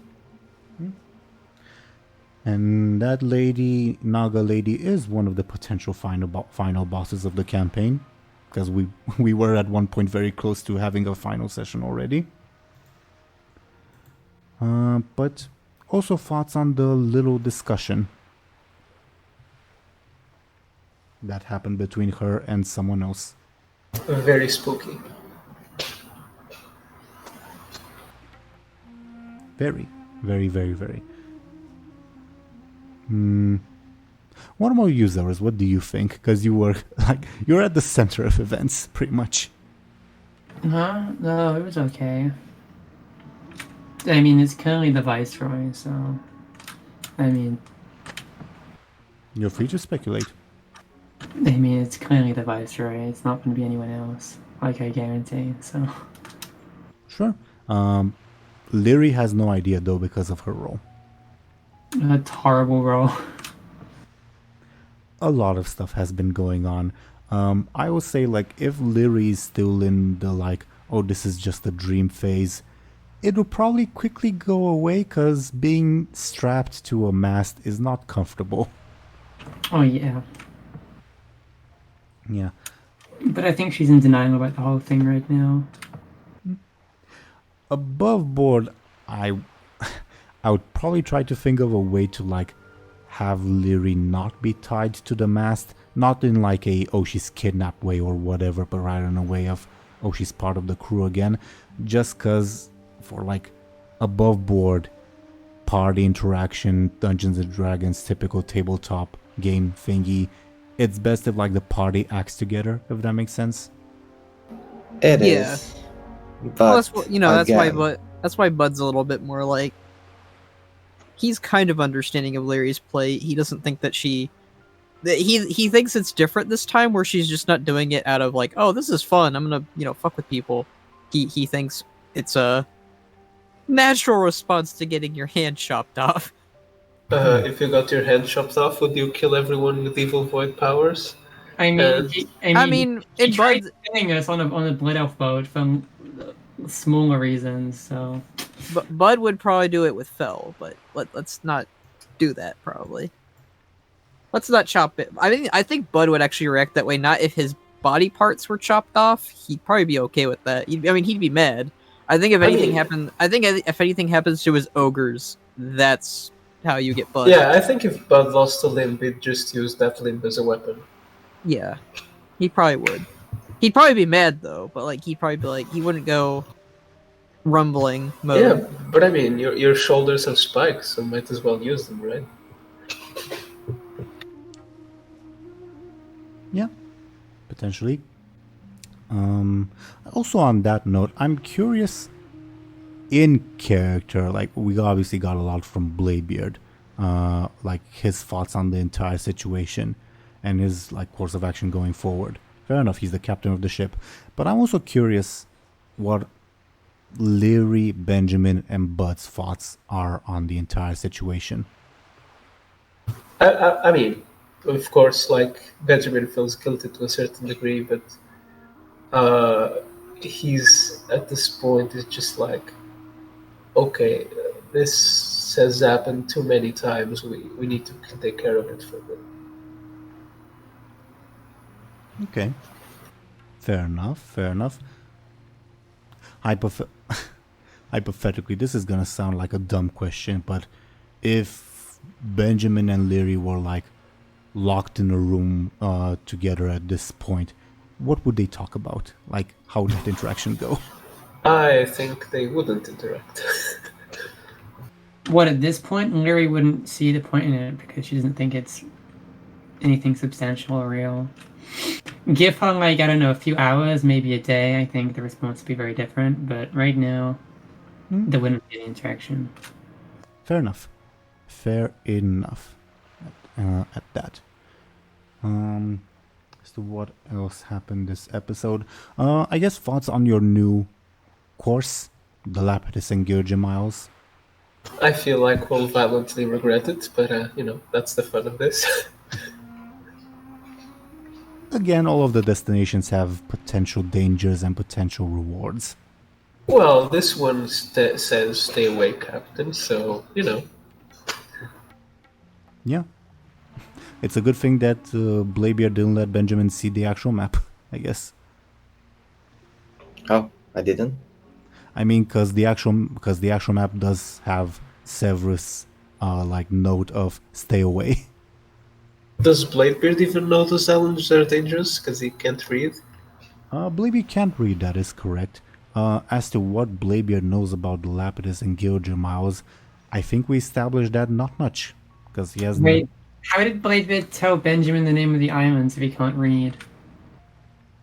From memory. Who told well, even if Bladebeard can't read, and can't see, oh, this is Stormwind, this is blah blah blah, he can still look at a map and say, oh yeah, that island is that place. Make sense? Okay. So it's a place he's aware of. Just he doesn't know much about it. Yeah, I think so, yeah. Okay. I also don't think he's ever been there. Same with Buhd on that note. Or anyone else in the party, I guess. Yeah. And this is also my chance to go completely homebrew with what's on that island, because yeah, those things exist in the lore as a footnote at most. Nice. Like you did with the Loa. What was his name? The Thunder one. No, Shango actually obviously a lot of Shango is homebrew, but Shango is established in the lore as a Loa of Storms, and in the RPG he has a non-canon RPG at this point, but still he has a little bit of lore that I built off of. The Lapidus and Gilja Miles only exist as a name. Alright. So yeah, that's a lot more homebrew. Obviously still staying within the confines of the Warcraft universe, but yeah, it's a lot more homebrew than everything else that you guys could have gone for. It's gonna be an island of giant golden gorillas. I mean, there's 2 islands, but who knows? One is gorillas and the other, I don't know. More gorillas. Feel free to speculate. I'm happy with how they turned out, but I'm not going to toot my own horn or anything like that. I'll just hope you guys enjoy whatever is there. Other than that, I suppose any other thoughts for our viewers before we go into our shoutouts? I don't think so.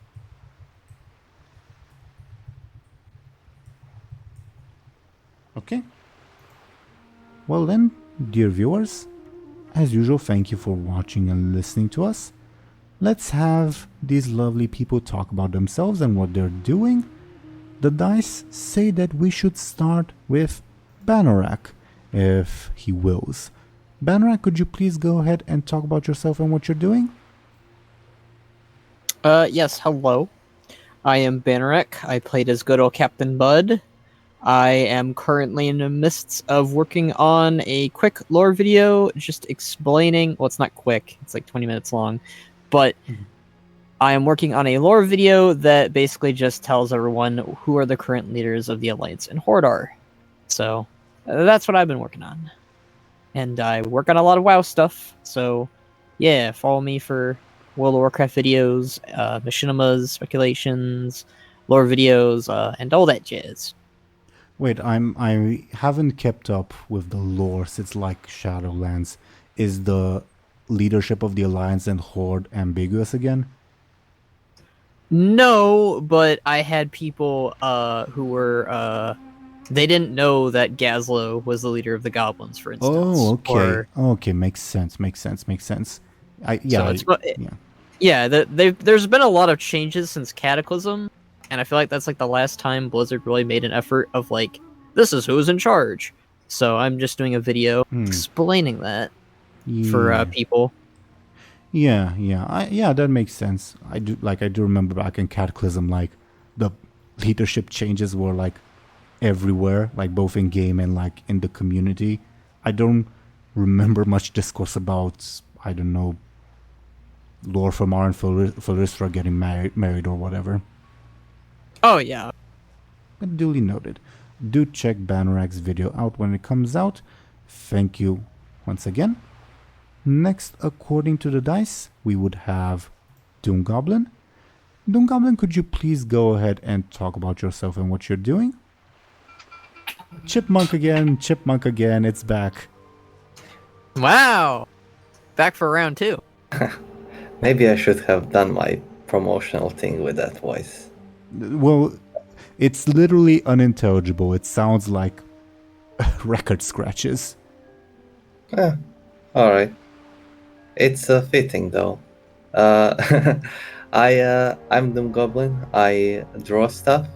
You can check me out on Twitter or Instagram or other sites. Those two are the most popular ones. I also am a guest in Teeironor's other D&D or tabletop RPG campaign, where I play a different character than Bladebeard, called Lass the Black Bull, who's a bit different than Bladebeard. For example, he's very tall. Yes, he would be the tallest party member. Funnily enough. Yeah, that's very fun. He is not sneaky, he's very flashy. That's his main aspect. That has been a lot of fun playing with someone who's flashy. And by the time this video has come out, Lass's secret will be out to the public, so do check that out, dear viewers, because that is a very interesting reveal in many ways. And DoomGoblin has a great, I think DoomGoblin has slotted in very well with the other party members. Like, there's no, like, awkward interaction of, like, how do I break in, if that makes sense. At least that's what I think. Yeah, definitely. Thank you once again, DoomGoblin. Next, according to the dice, we would have Sir Thompshire. Would you please go ahead and talk about yourself and what you're doing? Sure, you can find me on YouTube and Twitter as Sir Thompshire, and I mainly make renders lately, mostly for the campaign, sometimes for other stuff. And I like to claim that I make machine work, but that claim is yet to be proven for a while now, so we'll see. I mean, isn't the video that people can see on screen currently a relatively recent one? I mean, relatively? It's what, 3 months? Oh no, it's a month ago. Okay. Yeah, I guess it's relatively recent, but I've been saying I'm working on something for a while and I haven't, so yeah. Fair enough. But do check Sir Thompshire's channel out for other similar content, because what you guys see on screen is very, very impressive. But thank you again. Next, according to the dice, we'd have Zelris. Could you please, Zelris, go ahead and talk about yourself and what you're doing? Hi, I'm Zelris. I make videos, I put them online. She does that, yes. Yeah. Thank you very much. Zelris, do check her out.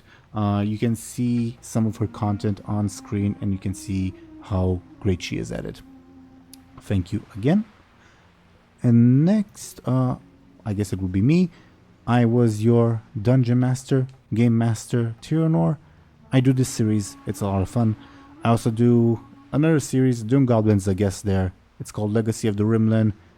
It's set in a homebrew universe. It usually involves a different group of lovely people that I would recommend you check out. But yeah, other than that, thank you once again, dear viewers, for watching and listening to us. I will make no promises about when you will see us next time, because who the hell knows at this point. But yeah, we'll see you then, whatever that may be. Goodbye, everyone. Bye bye. See ya.